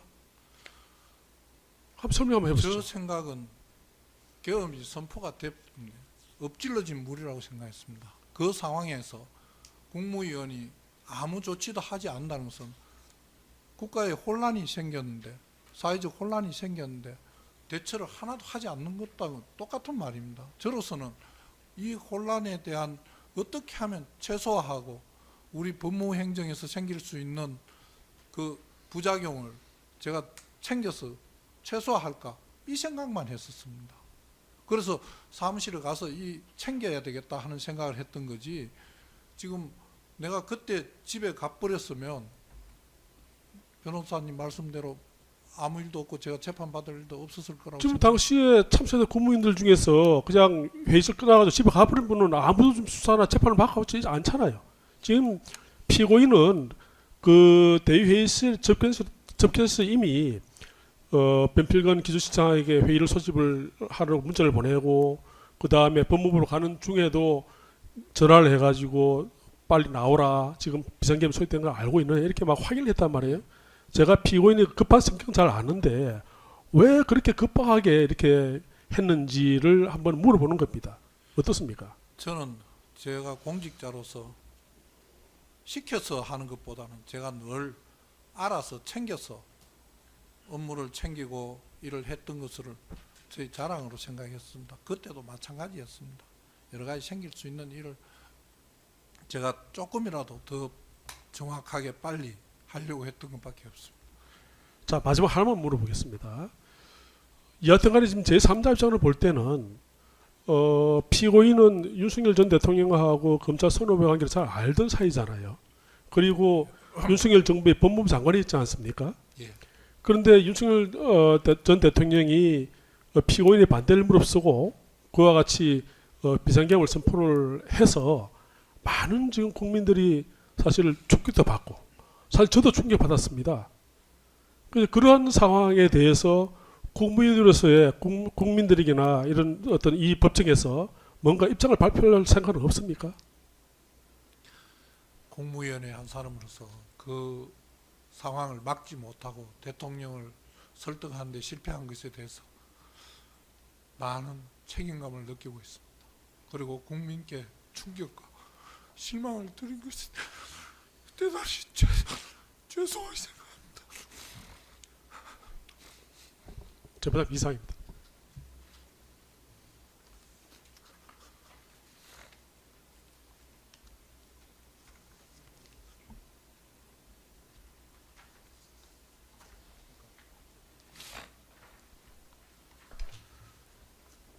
어떻게 뭐 계속 진행해도 되겠습니까? 좀 쉬었다 할까요? 뭐 원하시는 대로 하겠습니다.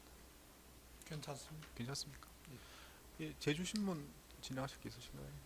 네, 없습니다. 없으시고 뭐 추가로 일단 재판 배치 정도 물어보겠습니다. 네.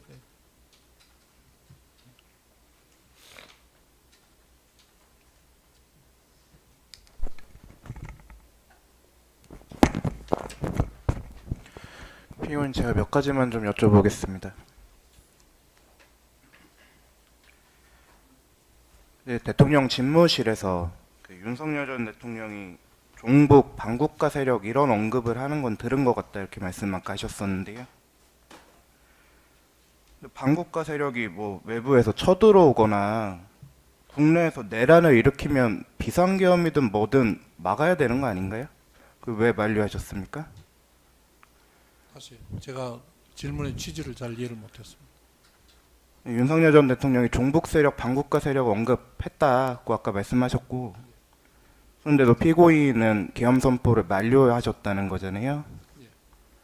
근데 그런 세력들이 외부에서 쳐들어오거나 뭐 국내에서 내란을 일으켰으면 뭐 비상계엄이든 뭐든 이렇게 선포해서 막아야 될 것 같은데 왜 만류를 하셨습니까? 정보가 없었으니까요. 제가 그에 대한 정보가 없으니까 정상적인 우리 통상적인 치안 그다음에 수사 방법으로 해야 되는 거 아니냐는 생각을 하고 만류를 했던 것이고, 그 이후에 계속 고집을 피우시니까 우리가 모르는 무슨 상황이 있나, 내가 모르는 법무부 장관인데도 보안으로 해야 될 어떤 상황이 있나 하는 추측을 하고 생각을 했다는 것을 말씀드린 겁니다. 피고인이 윤석열 대통령에게 그렇게 얘기했습니까? 정상적인 수사나 치안으로 대처해야 된다? 제 생각이었다고 말씀드리고, 저는 이 상황을 계엄으로 해결할 일이냐고 말씀드렸고, 무슨 일이 있다고 하더라도 그걸 지금 비상계엄을 하면 국민이 납득하고 국민을 설득할 수 있겠냐는 정도의 말씀을 드렸다고 말씀드렸습니다.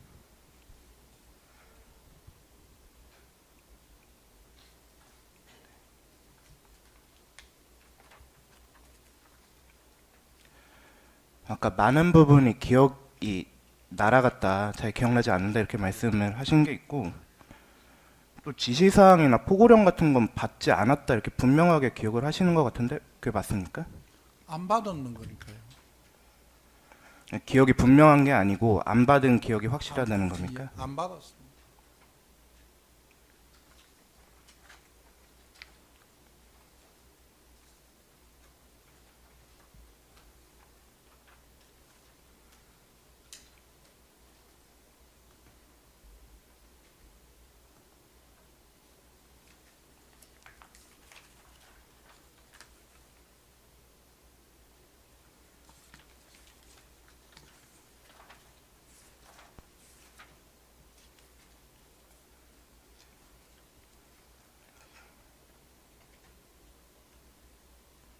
아까 대접견실에서 이렇게 뭐 허공을 쳐다보거나 하시면서 이거 이제 어떻게 해야 되나 이렇게 생각하셨다 이렇게 말씀하셨었는데요.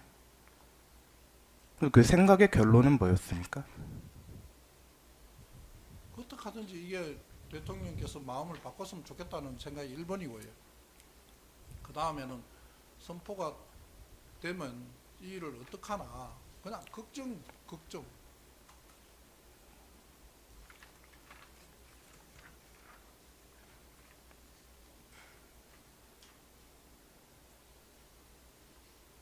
강희구 실장과 관련해 가지고 그 다른 국무위원들은 퇴장하는데 왜 피고인은 붙잡느냐 이런 게 생각을 해서 말을 제가 네. 그렇게 했는지는 정확하게 기억이 안 납니다만, 네. CCTV 영상에 내가 손을 저쪽을 보면서 이렇게 가리키고 있는 장면이 나오더라고요. 말을 했다면, 아니면 내 그 행동이 그거 아니었겠나 하는 생각이라는 거죠. 지금 그 대화를 다 기억하고 워딩을 생각할 수는 없습니다.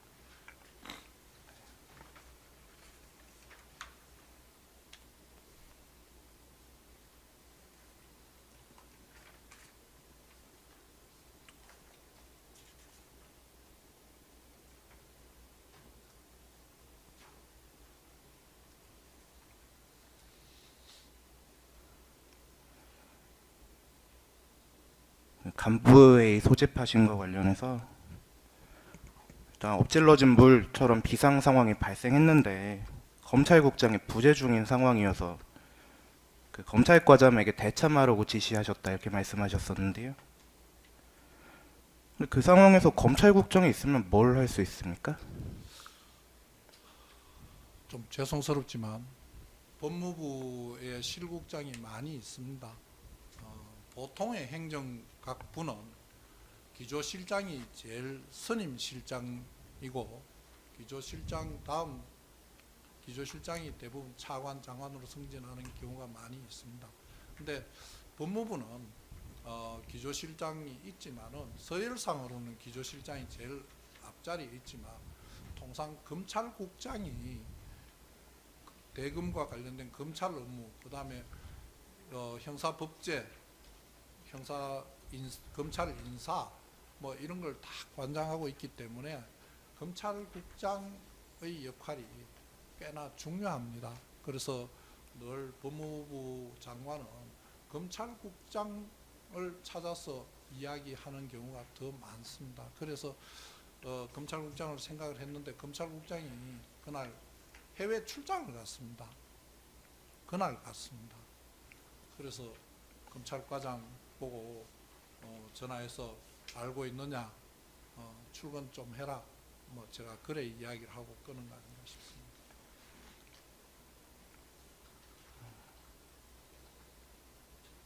그 형사기획과장이나 공공형사과장도 언급했습니까?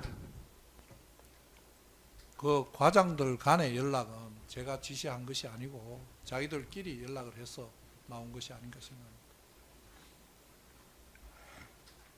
아까 심우정 전 검찰총장한테 전화해서 검찰을 잘 지휘해달라 이렇게 말씀하신 것 같다 그렇게 말씀하셨었는데 맞습니까? 예.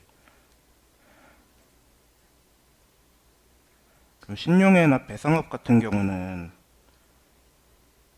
뭐 수용 관리나 출입국 관련 업무가 생길 수도 있으니까 철저하게 업무를 처리해라 이렇게 전화해서 말씀하셨다고 하셨잖아요. 그거 맞습니까? 그 전화로 그런 말을 다 한 게 아니고요. 전화로는 간단하게 이 40초, 1분 뭐밖에 안 됩니다. 그리고 간부 회의 때에 제가 했던 말이 지금 막 그 녹취서도 그렇고 뒤죽박죽이 돼 있습니다. 제가 특검에 녹취서 그 처음 조사받을 때 그 조사받고 서명 날인 못하겠다고 생각했던 첫 번째 이유가 전화 10초, 46초, 1분 8초 통화한 내용이 조서로 10페이지가 넘게 돼 있었습니다. 제가 그게 아니다. 간부 회의 때 한 이야기하고 이 전화로 한 이야기를 구분해서 이래 했는 게 맞다고 이야기하니까 그래 합니다 하더라고요. 근데 나중에 보니까 그게 혼재돼가 있습니다. 그래서 이거를 어떻게 지금 고쳐갖고 하겠냐고. 그럼 차라리 내 말한 대로 녹취서로 그냥 해주라고 했던 건데 지금도 그 말씀이 일부는 전화 통화 때 했던 거는 간단하게 아주 간단하게 출입국 같은 경우도 출입국 문제가 생길지도 모르겠다 뭐 이런 정도. 그다음에 교정에는 야 안 그래도 과밀 수용 걱정인데 이거 수용 관리 의회해놓 뭐 이런 제 말투가 좀 그렇습니다. 그런 정도의 이야기를 하고 나중에 간부 회의를 할 때에 조금 더 그게 보완해서 이것저것 이야기를 한 것이라고 생각합니다. 아까 심우정하고는 3차례 통화하셨던데요? 다른 얘기는 뭐 했습니까? 통화를 3번인데 한 번은 새벽에 한 것이 아닌가 싶은데 끝나고 난 뒤에 3번이 다 그런가요? 좀 기억이 맞죠? 한 번은 끝나고 난 뒤에는 아유 뭐 아들 데리고 뭐 이렇게 해갖고 다 해제가 됐으니까 뭐 다행이다 하는 이야기를 한 것 같고요. 첫 번째는 계엄 이렇게 선포가 됐는데 알고 있느냐, 뭐 업무에 변화가 많을 건데 잘 좀 챙겨달라. 이래 하니까 간부 회의 안 그래도 뭐 하려고 합니다. 뭐 이런 취지의 통화가 아니었나 생각이 되고요. 제가 자꾸 말씀을 이렇게 취지라고만 말씀드린 게 그 당시 워딩이 다 기억나지는 않습니다. 그다음에 두 번째 통화는 간부 회의를 해서 자기도 이렇게 저렇게 업무를 챙기고 있다 하는 정도의 이야기였습니다. 비상계엄이 선포되면 계엄사에서 다 통제한다는 건 알고 계시던 상황 아니었습니까? 법에 행정사무와 사법사무에 대해서 관할이 계엄사령관이 간다. 요 정도. 근데 그게 계엄 선포와 동시에 가는지는 사실은 정확하게는 잘 몰랐습니다. 변화가 생긴다 하는 걸 알았어요. 그럼 심우정이나 신용의 배상업한테 피고인이 말씀하신 건 결국 계엄사 통제를 잘 따라서 업무 처리하라 이런 거 아닌가요? 그런 말 한마디도 한 적 없습니다. 그냥 검찰 지휘를 잘 해라, 뭐 수용 관리 잘 해라 요 정도 하셨다는 거예요? 업무를 챙긴 거라니까요. 잘 하라. 어째 되노? 뭐 지금 교정은 괜찮나? 사람 더 들어오면 어쩔락하노? 이런 취지죠.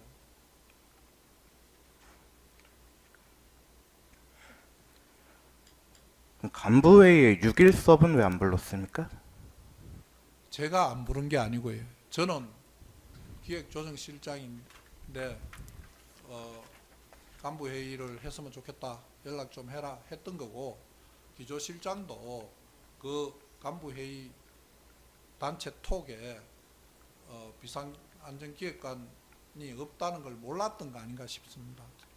저는 사실은 도착해서 비상안전기획관이 없어서 왜 이런 상황에 비상안전기획관이 출근도 안 해? 이런 생각을 했었습니다.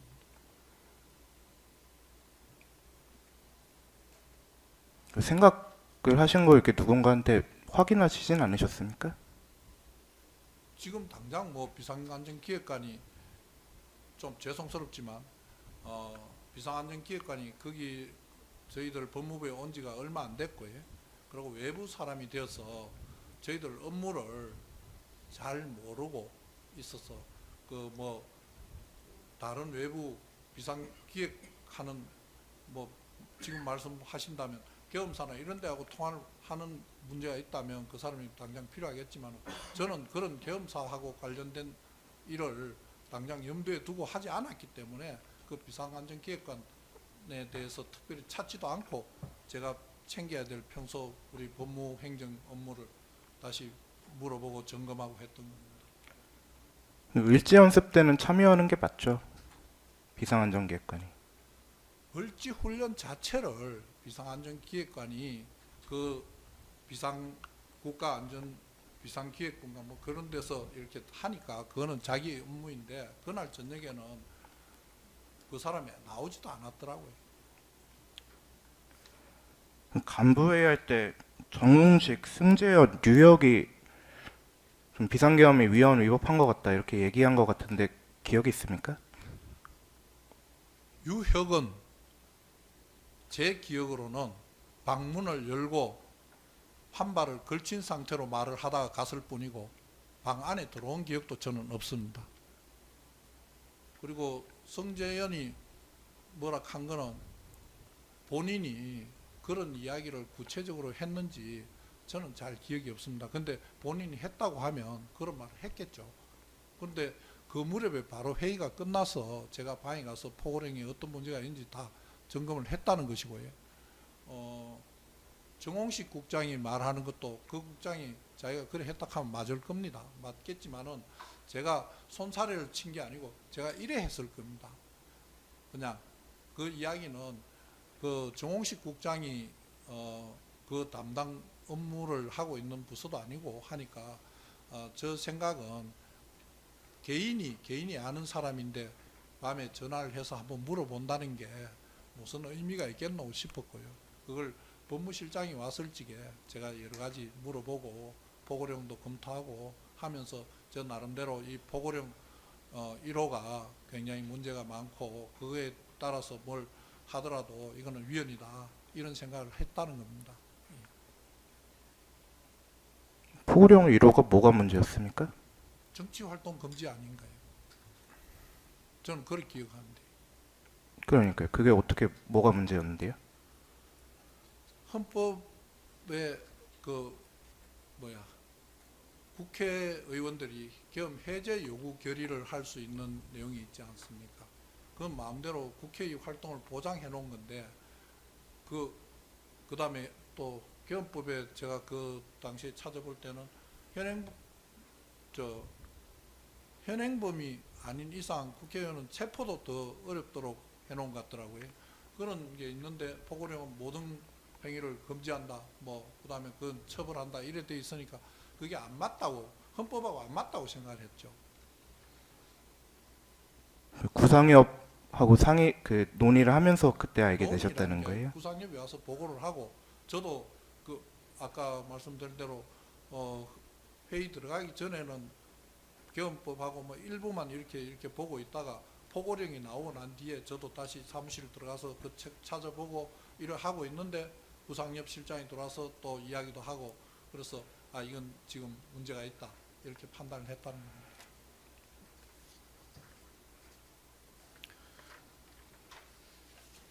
그 구상협 실장이 보고해가지고 이제 증인도 검토해 보니까 문제가 있다 이렇게 이제 판단을 했다는 겁니까?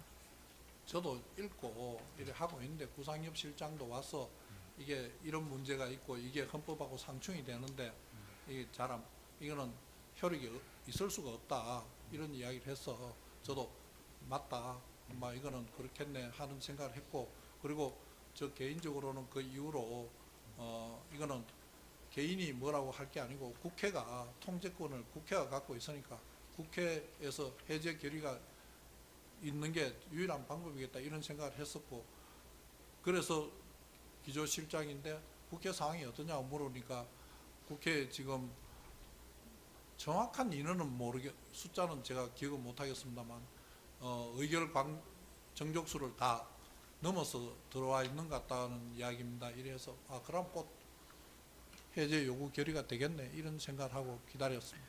지금 피고인이 말한 거는 이제 비상계엄과 관련해서 여러 가지 불안정 등을 해결하기 위해 이제 밤에 비상간부 회의를 소집했다고 말씀하셨는데 지금 아주 중대한 상황이 발생한 거 아닙니까? 예. 저기 봤을 때는 포고령 자체 문제가 지금 알게 됐다고 말씀하시는 것 같고, 예. 그래서 지금 이제 뭔가 문제가 생겼다고 이제 본인이 결론을 내주셨는데, 그럼 그런 상황에서 저기는 피고는 뭘 했습니까? 법무부 어떻게 장관으로서. 개인이 법무부 장관이 무엇을 해야 할 수 있는 상황이 아니었던 것 같습니다. 저는 더 이상의 아무런 지시도 한 바가 없고요. 국회에서 해제 요구 결의를 하는 것이 궁극적인 해결책이라고 생각하고 지켜보자고 했습니다. 잠시 지켜봤습니다. 비상간부 회의를 소집해서 그런 여러 가지 뭐 상황에 대해서 대비를 하고 뭐 걱정을 하셨다고 하셨는데, 지금 중대한 비상계엄이 위헌이라는 걸 이제 알게 됐다고 말씀하셨는데 그냥 비상계엄이 해제되기를 기다리고 계셨다 이 말씀이신가요? 지금 국회 상황이 제가 물어보니까 벌써 정족수를 채울 만큼 사람이 들어와 있다 하니까 바로 국회 의결이 있지 않겠나 하고 생각을 했습니다. 그건 뭐 그렇게 국회 의결이 있으면 다른 어떤 대응책도 우리가 할 필요가 없이 다 해결되는 것이니까요. 그러니까 뭐 외부적으로 뭘 하지 않더라도 내부적으로 뭘 더 정리를 한다든지 그런 절차를 한 게 있습니까? 제가 특별히 뭘 하라고 시킨 게 없기 때문에 그 상황에서 달리 뭘 하지 말라고 지시할 내용도 없었습니다. 그러니까 뭐 그런 걸 묻는 게 아니고 지금 뭘 지시하지도 않았지만 회의를 했다는 거 아닙니까? 예. 그와 똑같이 물어보는 겁니다. 그러니까 그 당시에도 제가 뭘 하라고 한 게 있으면 그거 하지 말라고 지시를 했을 건데 똑같은 말씀으로 뭐를 하라고 한 게 아니라 가장 기본적인 업무를 점검하고 잘 챙기라고 한 것이니까 그 이후에도 똑같은 상황이었습니다. 계엄사에서 검사 달라 그러면 어떻게 해야 되는지 뭐 알아보라 이렇게 말씀하신 거 아닙니까? 알아보라는 게 계엄사에다 전화해갖고 우리가 사람 보낼까요? 이게 아니고요. 저쪽에서 저런 걸 돌락하면 어떻게 하노 하는 겁니다. 그 정도의 이야기였습니다. 어떻게 해야 되는데요? 그걸 검찰국이나 이런 데서 뭘 좀 확인을 해갖고 뭐 이러면 어째야 됩니다, 어떻게 해야 됩니다 해야 되는데 검찰국 그 과장 이야기로는 내가 그 정도 걱정하는 것을 자기에 대한 업무 지시로 받아들이지 않았다고 이야기하는 것처럼 들리더라고요. 그래서 아무것도 안 했다. 뭐 계엄사에서 요청이 오더라도 협조하지 마라 이렇게 지시는 안 했습니까? 언제 그렇게 해요? 뭐 언제든지요. 언제든지요 하는 말씀에는 좀 동의하기 좀 어렵고요. 포고령이 나고 난 뒤에 만약에 그래 해왔으면 제가 그 다시 검토를 하면서 그 요청이 뭐라고 판단을 했을 것 같습니다.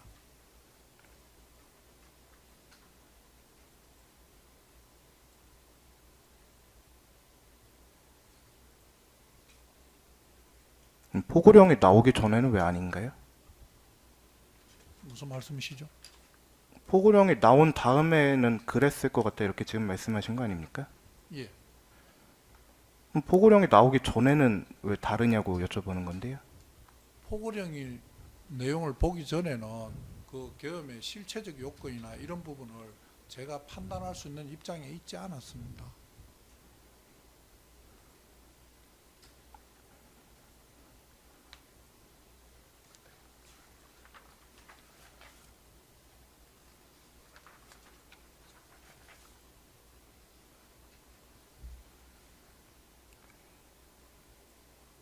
국회에서 비상계엄 해제 요구안이 의결된 다음에 그 김주현과 통화하면서 비상계엄을 해제해야 된다 이렇게 말씀을 하셨고 김주현이 알았다 이렇게 대답했다고 말씀하신 것 같은데 맞습니까? 그런 취지로 통화를 한 것 같습니다. 김주현한테 전화해서 그런 얘기는 왜 하시는 겁니까? 전화가 온 건지 제가 했는지도 기억이 분명하지 않는데 저는 헌법적 절차에 따라야 된다는 이야기를 제가 한 것 같습니다.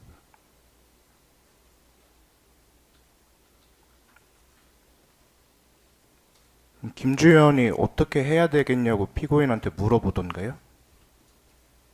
어떻게 해야 되겠냐고요? 헌법적 절차에 따라야 될 것 같다고 말씀을 하셨으면 그렇게 말씀하시게 된 이유가 있을 것 같으세요? 계엄 해제 결의가 됐으니까 빨리 해제하는 게 맞다 하는 이야기를 내가 했고 그 해제에 필요한 절차를 취하는 게 맞다. 내가 이런 취지로 이야기를 했던 것이고 김주현이도 자기도 그렇게 생각한다고 이야기한 것 같다는 걸 제가 말씀드린 겁니다. 김주현이 다른 얘기는 안 하던가요? 그 상황에 다른 이야기를 할 것은 없었습니다.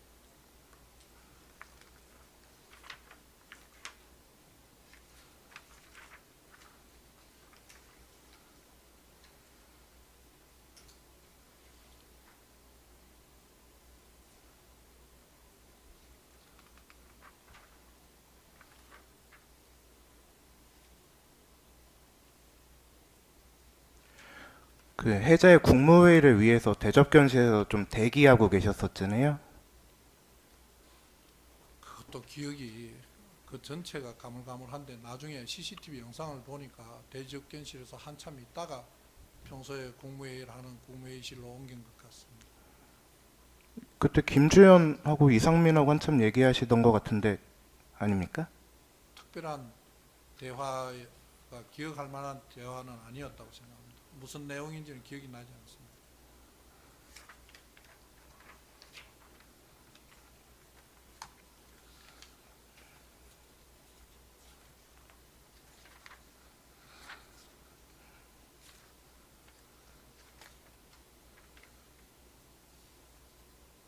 그 특검에서 그 텔레그램 내역 좀 제시해 주실 수 있을까요?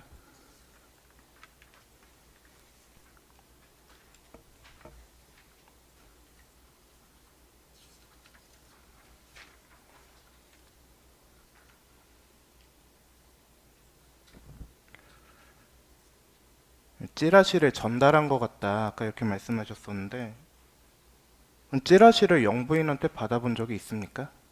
없습니다. 이거 말고 없다는 말씀이세요? 네. 윤석열한테는 어떻습니까? 없습니다.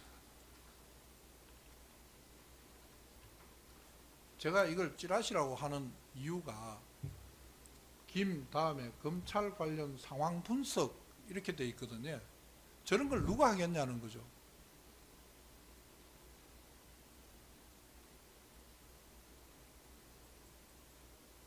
근데 옆에 보안요 이렇게 써 있잖아요.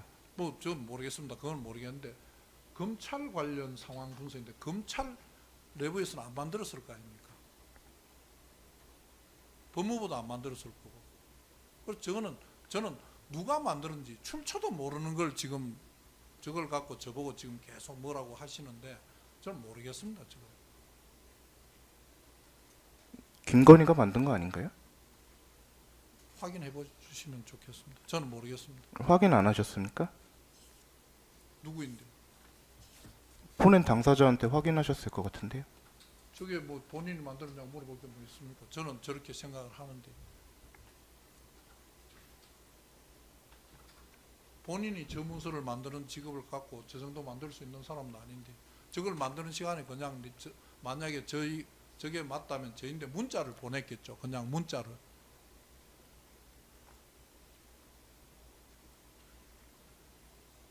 뭐 그게 사실인지 알아봐 달라 이렇게 문자를 보냈을 거다 이 말씀입니까? 그렇지 않겠습니까?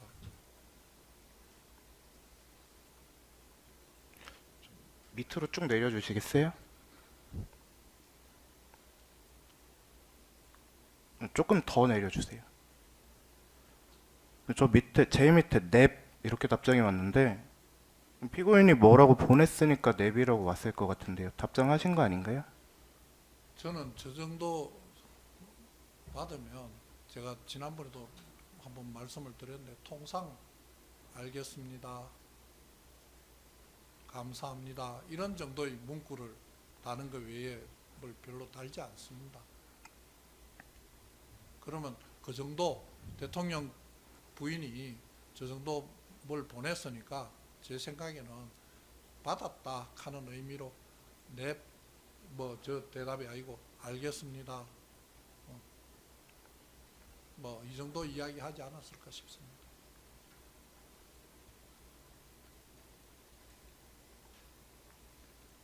저 통화 상대방 대화명은 왜 자꾸 바뀌는 건가요? 한 번 바꿨습니다. 아, 처음에는 김건희 여사로 저장하셨다가 한 번 바꾸셨다는 예. 거예요? 저 무슨 뜻입니까? 아니 그냥 바꿔놓은 겁니다. 무슨 의미가 있어서 바꾸신 게 아니고요? 전혀 없습니다.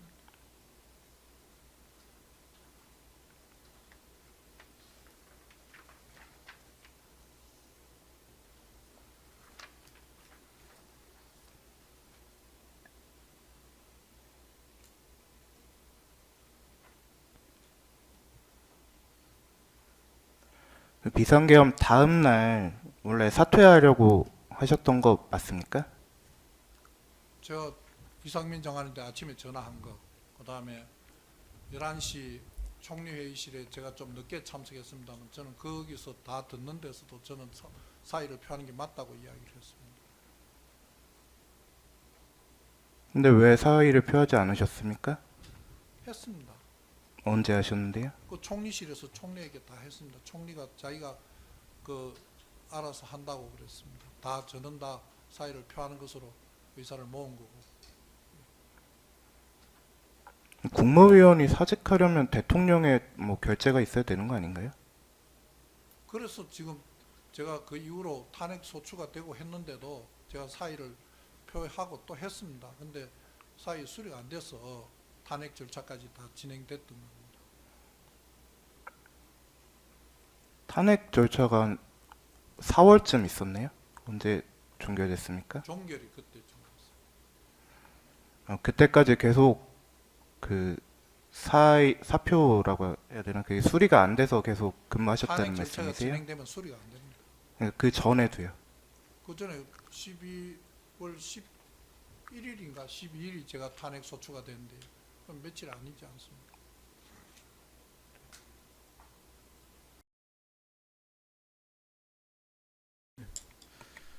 그 출국 금지팀 말씀하시면서 네, 그런 팀이 따로 있는지 몰랐다 이렇게 말씀하셨고 맞습니까? 제가 정확하게는 모르겠습니다만 네네. 직제표에는 네네.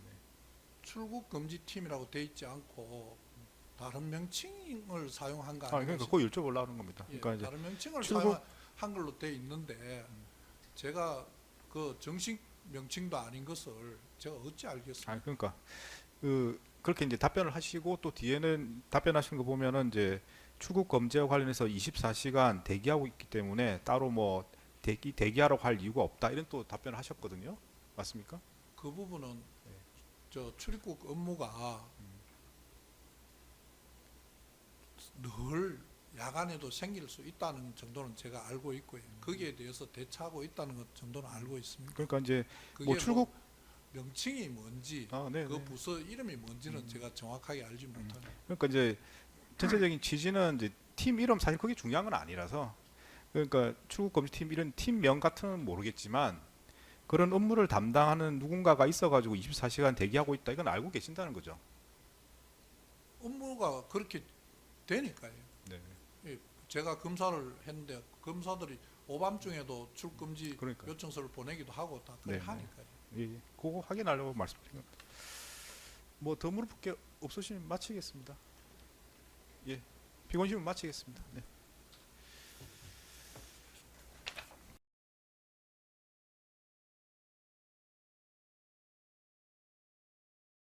저 이완규 피고관에서는 피고인 신문이 불필요하다고 말씀하셨고요. 네, 변인도 말씀하셨는데 직권으로 몇 가지만 확인하겠습니다. 네, 이완규 피고관 앞에 나오시죠.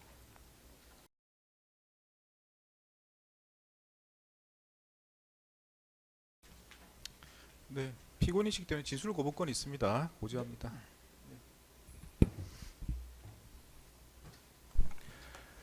피고인 제가 몇 가지만 간단하게 확인하겠습니다. 네. 12월 4일 날 이상민 장관한테 연락을 받고 그 삼청동 안가 별채로 가신 게 맞습니까? 저는 그게 삼청동 안가의 별채인지 본채인지는 잘 모르고요. 어쨌든 제가 간 데는 원래 안가는 제가 대통령 안가는 나중에 듣기로는 뭐 정원도 있고 좀 큰 집이라고 얘기를 들었는데 제가 갔던 데는 정원이 있는 곳이 아니었고 그냥 대문을 열고 들어가면 바로 입구에 들어가서 그냥 오른쪽으로 꺾으면은 테이블이 쭉 놓여 있는 그런 공간이었습니다. 그래서 내가 그 다음에 이제 아마 별채 이렇게 생각했던 것 같고요. 이상민 장관이 그렇게 만나자는 목적에 대해서 얘기하지 않던가요? 저는 그런 얘기 못 들었습니다. 제가 이상민 장관한테 그날 저녁 모임에 대해서 전화를 받을 그 무렵에 저는 그날 연말이기 때문에 그 대전에 그 연탄 나르기 봉사 활동이 예정돼 있었습니다. 그런데 그때도 계엄 상황에 대해서 해제는 계엄 상황은 끝났으니까 저는 어쨌든 직원들에게는 공직자들은 좀 자리를 잘 지켜야 한다. 이후에 있는 여러 이제 법적 절차나 이런 것들은 정치적인 문제 또는 뭐 사법적인 절차는 잘 그렇게 진행될 것이니까 그렇다고 해서 공무원들이 여기서 우왕좌왕하면 안 된다 그래서 평상시처럼 잘 근무해라라고 했고 직원들을 제가 안정시키기 위해서 저도 그 봉사활동을 가겠다 그래서 갔어요 예정대로. 그래서 제가 아마 대전 그 연탄나르기 봉사활동하는 그 장소에 가서 아마 준비하고 있는 그 무렵에 전화를 받은 것 같습니다. 1시 30분 좀 넘어서 제가 전화를 받았을 때 이상민 장관이 오늘 저녁 같이 할 수 있냐고 물어서 나는 지금 세종인데 어쨌든 저녁 약속은 없으니까 나중에 장사하고 시간 정해지면 연락해라라고 한 거죠. 그러니까 그날 모임에서 뭘 하려고 그러는지에 대해서는 들은 바 없습니다. 근데 저번에 안가 CCTV 서정 조사 때 보니까 수행원을 데리고 가신 것 같은데 맞습니까? 맞습니다. 예. 수행원은 왜 데리고 가셨습니까? 그러니까 어떻게 생각하실지 모르겠지만 적어도 이제 장관급 또는 이제 차관급이라고 해도 이제 법제처장이 중앙행정기관장인데 중앙행정기관장들은 보통 수행원들을 귀가할 때까지 항상 동행합니다. 왜냐하면 집에 가는 동안에 또는 야간에라도 무슨 돌발 상황이 생길지 모르잖아요. 그러면 저를 데리고 어디든 가야 되는 사람이 필요하니까 집에 귀가할 때까지는 항상 수행원들이 따라다닙니다. 그래서 그날도 이제 그 저녁 모임 장소로 오면서 수행원이 따라왔던 것이고요. 예. 근데 같이 차에서 내려서 같이 들어가려고 하신 거 아니었나요? 그날 저는 이제 일시장소 연락을 받은 게 일시장소 연락을 받은 게 한 4시에서 4시 반 정도 오후에 그렇게 연락을 받은 것 같은데요.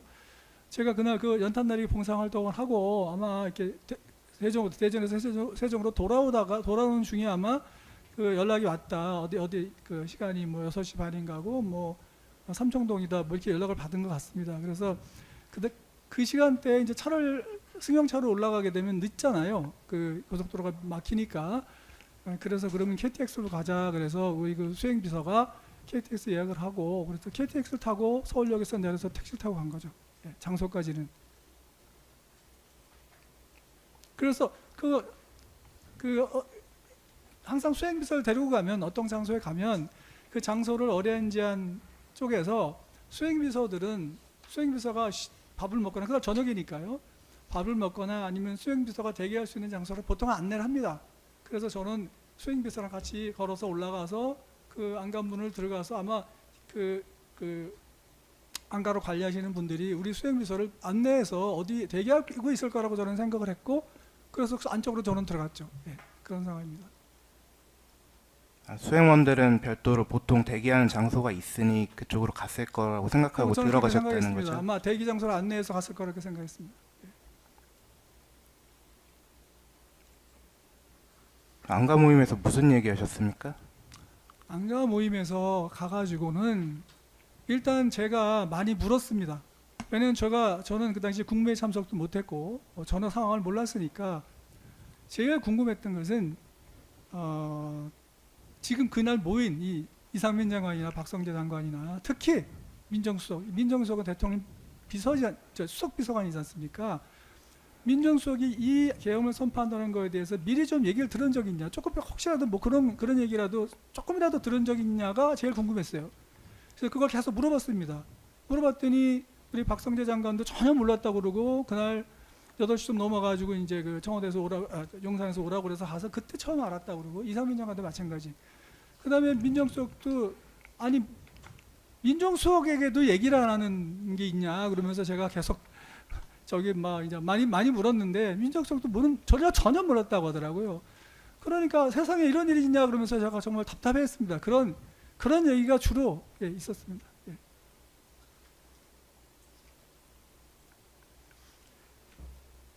박성재 장관이 그날 아침에 사의를 표하겠다고 했는데 증인께는 그런 얘기 안 했습니까? 저한테는 그런 얘기를 개인적으로 한 건 아니고요. 보도로 저도 보고 알았습니다. 그날 이제 오전 12월 4일 날 오전이 되니까 아마 그 대통령 비서실장도 대통령이 있는 수석 비서관들이 전부 사의를 제출했다는 보도를 제가 봤고요.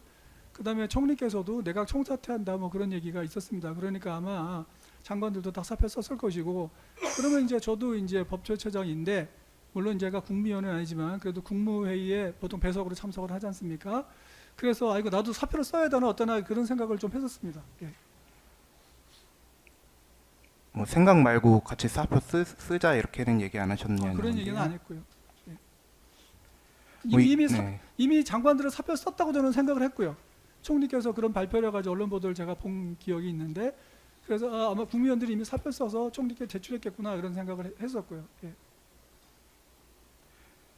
이상민 장관이 뭐 비상계엄은 대통령의 통치행위다 이런 얘기 안 하던가요?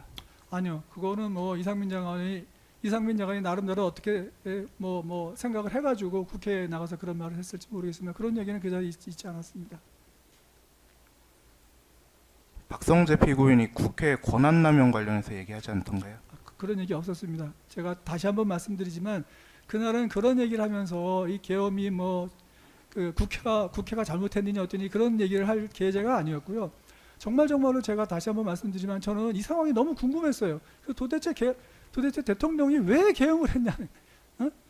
그러니까 지금 다시 한번 말씀드리지만 우리 헌법에 보면은 국회가 계엄 해제 요구를 할 수 있고 계엄 해제 요구를 하면 반드시 해제해야 하지 않습니까?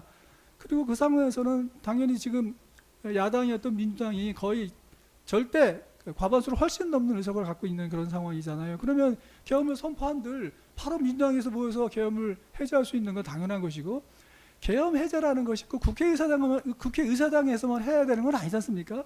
만약에 계엄 해제한다고 해서 국회의사당을 막는다고 한들 그 민주당 국회의원들이 다른 곳에 다 모여가지고 과반수를 모여가지고 계엄 해제 요구를 하면 그것도 유효한 거 아니에요? 그러니까 이런 식으로 계엄을 선포해가지고 과연 몇 시간이나 이 계엄을 유지하려고 이런 생각에 이런 계엄을 했냐라는 게 저는 너무 정말 납득이 안 되니까요. 예, 그래서 그거를 도대체 대통령이 무슨 생각을 했냐고, 대통령한테 이유를 들은 사람이 있냐고 계속 물었는데 아무도 몰랐습니다. 아무도 모르니까 정말 답답했습니다. 저는. 한정화는 무슨 얘기 안 하던가요? 한정화는 전혀 얘기하지 않았습니다. 예. 한정화는 저는 당연히 민정석이 왔으니까 그거를 아마 거기를 민정 쪽에서 아마 어레인지했다고 제가 그렇게 생각했으니까 여기 그 민정 쪽에서 이 장소를 아마 마련했으니까 한정화가 아마 따라왔나 보다, 수행하고 따라왔나 보다, 저는 그렇게 생각했을 뿐입니다. 근데 피고인 본인 수행원은 지금 별도의 대기 장소에 가 있는 걸로 생각하셨다면서요? 그렇습니다. 한정화가 수행원이 아닌 거 아닌가요? 아니요. 한정화, 그러니까 지금 이제 그 장관급들은 보통 서기관급이 수행 비서를 합니다. 그다음에 저는 이제 그래도 차관급이었기 때문에 우리 수행 비서는 사무관이었고요. 그런데 대통령실에 있는 수석 비서관들은 수행원이 공식적으로 없습니다. 지금 이렇게 그 배치되어 있는 수행원이 없거든요. 그러면 그때 행사 나갈 때마다 이제 수석 비서관들은 보통 비서관이 수행을 합니다. 그리고 비서관이 어디 나갈 때는 행정관들이 보통 따라 나가고요. 그러니까 당연히 저는 수석 비서관이 왔으니까 아마 법률 비서관이 따라왔나 보다 그런 생각을 했고, 그다음에 그 자리가 이제 아마 민정수석실에서 어쨌든 마련한 어레인지한 곳이니까 아마 법률 비서관이 수행하면서 그 자리 뭐 마련도 하고 뭐 어쨌든 그런 자리, 그런 문제 때문에 아마 따라왔나 보다 저는 그렇게 생각했을 뿐입니다.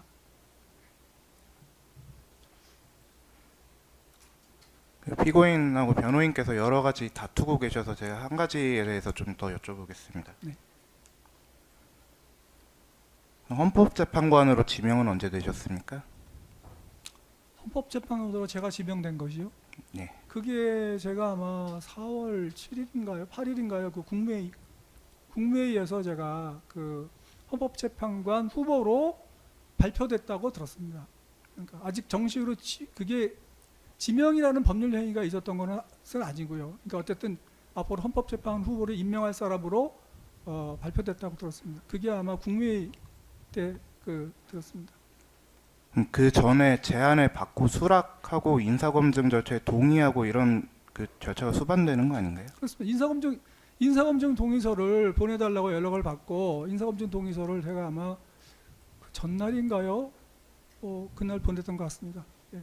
어쨌든 인사검증 동의서를 보내달라는 연락을 받고 인사검증 동의서를 보냈습니다. 예.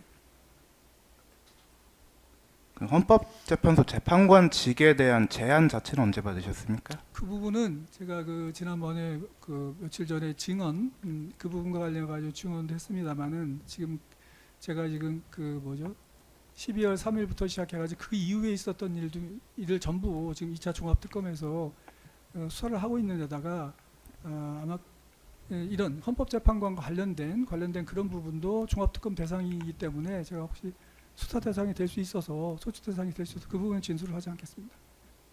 제안 받으신 사실은 있고 시점을 거부하시는 건가요, 진술에?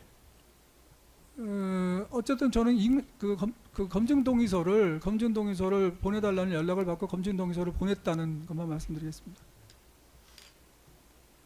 헌법재판소 재판관은 왜 되고 싶으셨습니까? 제가 헌법적인 문제에 대해서 관심이 많고 헌법적인 문제에 대해서 공부를 많이 했고요. 헌법재판관이 되면 잘 직을 수행할 수 있을 거라고 생각했습니다. 논문을 쓰거나 연구한 게 있습니까? 제가 형사소송 절차라든가 이런 여러 가지 그 법적인 문제에 대해서 논문을 쓴 게 50편이 넘습니다. 책을 쓴 게 5권입니다. 형사소송 말고 헌법 말씀드리는 건데요.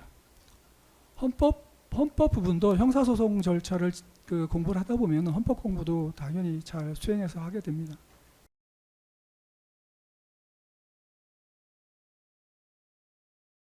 네, 피고인 신문 마치겠습니다. 자리로 돌아가시기 바랍니다.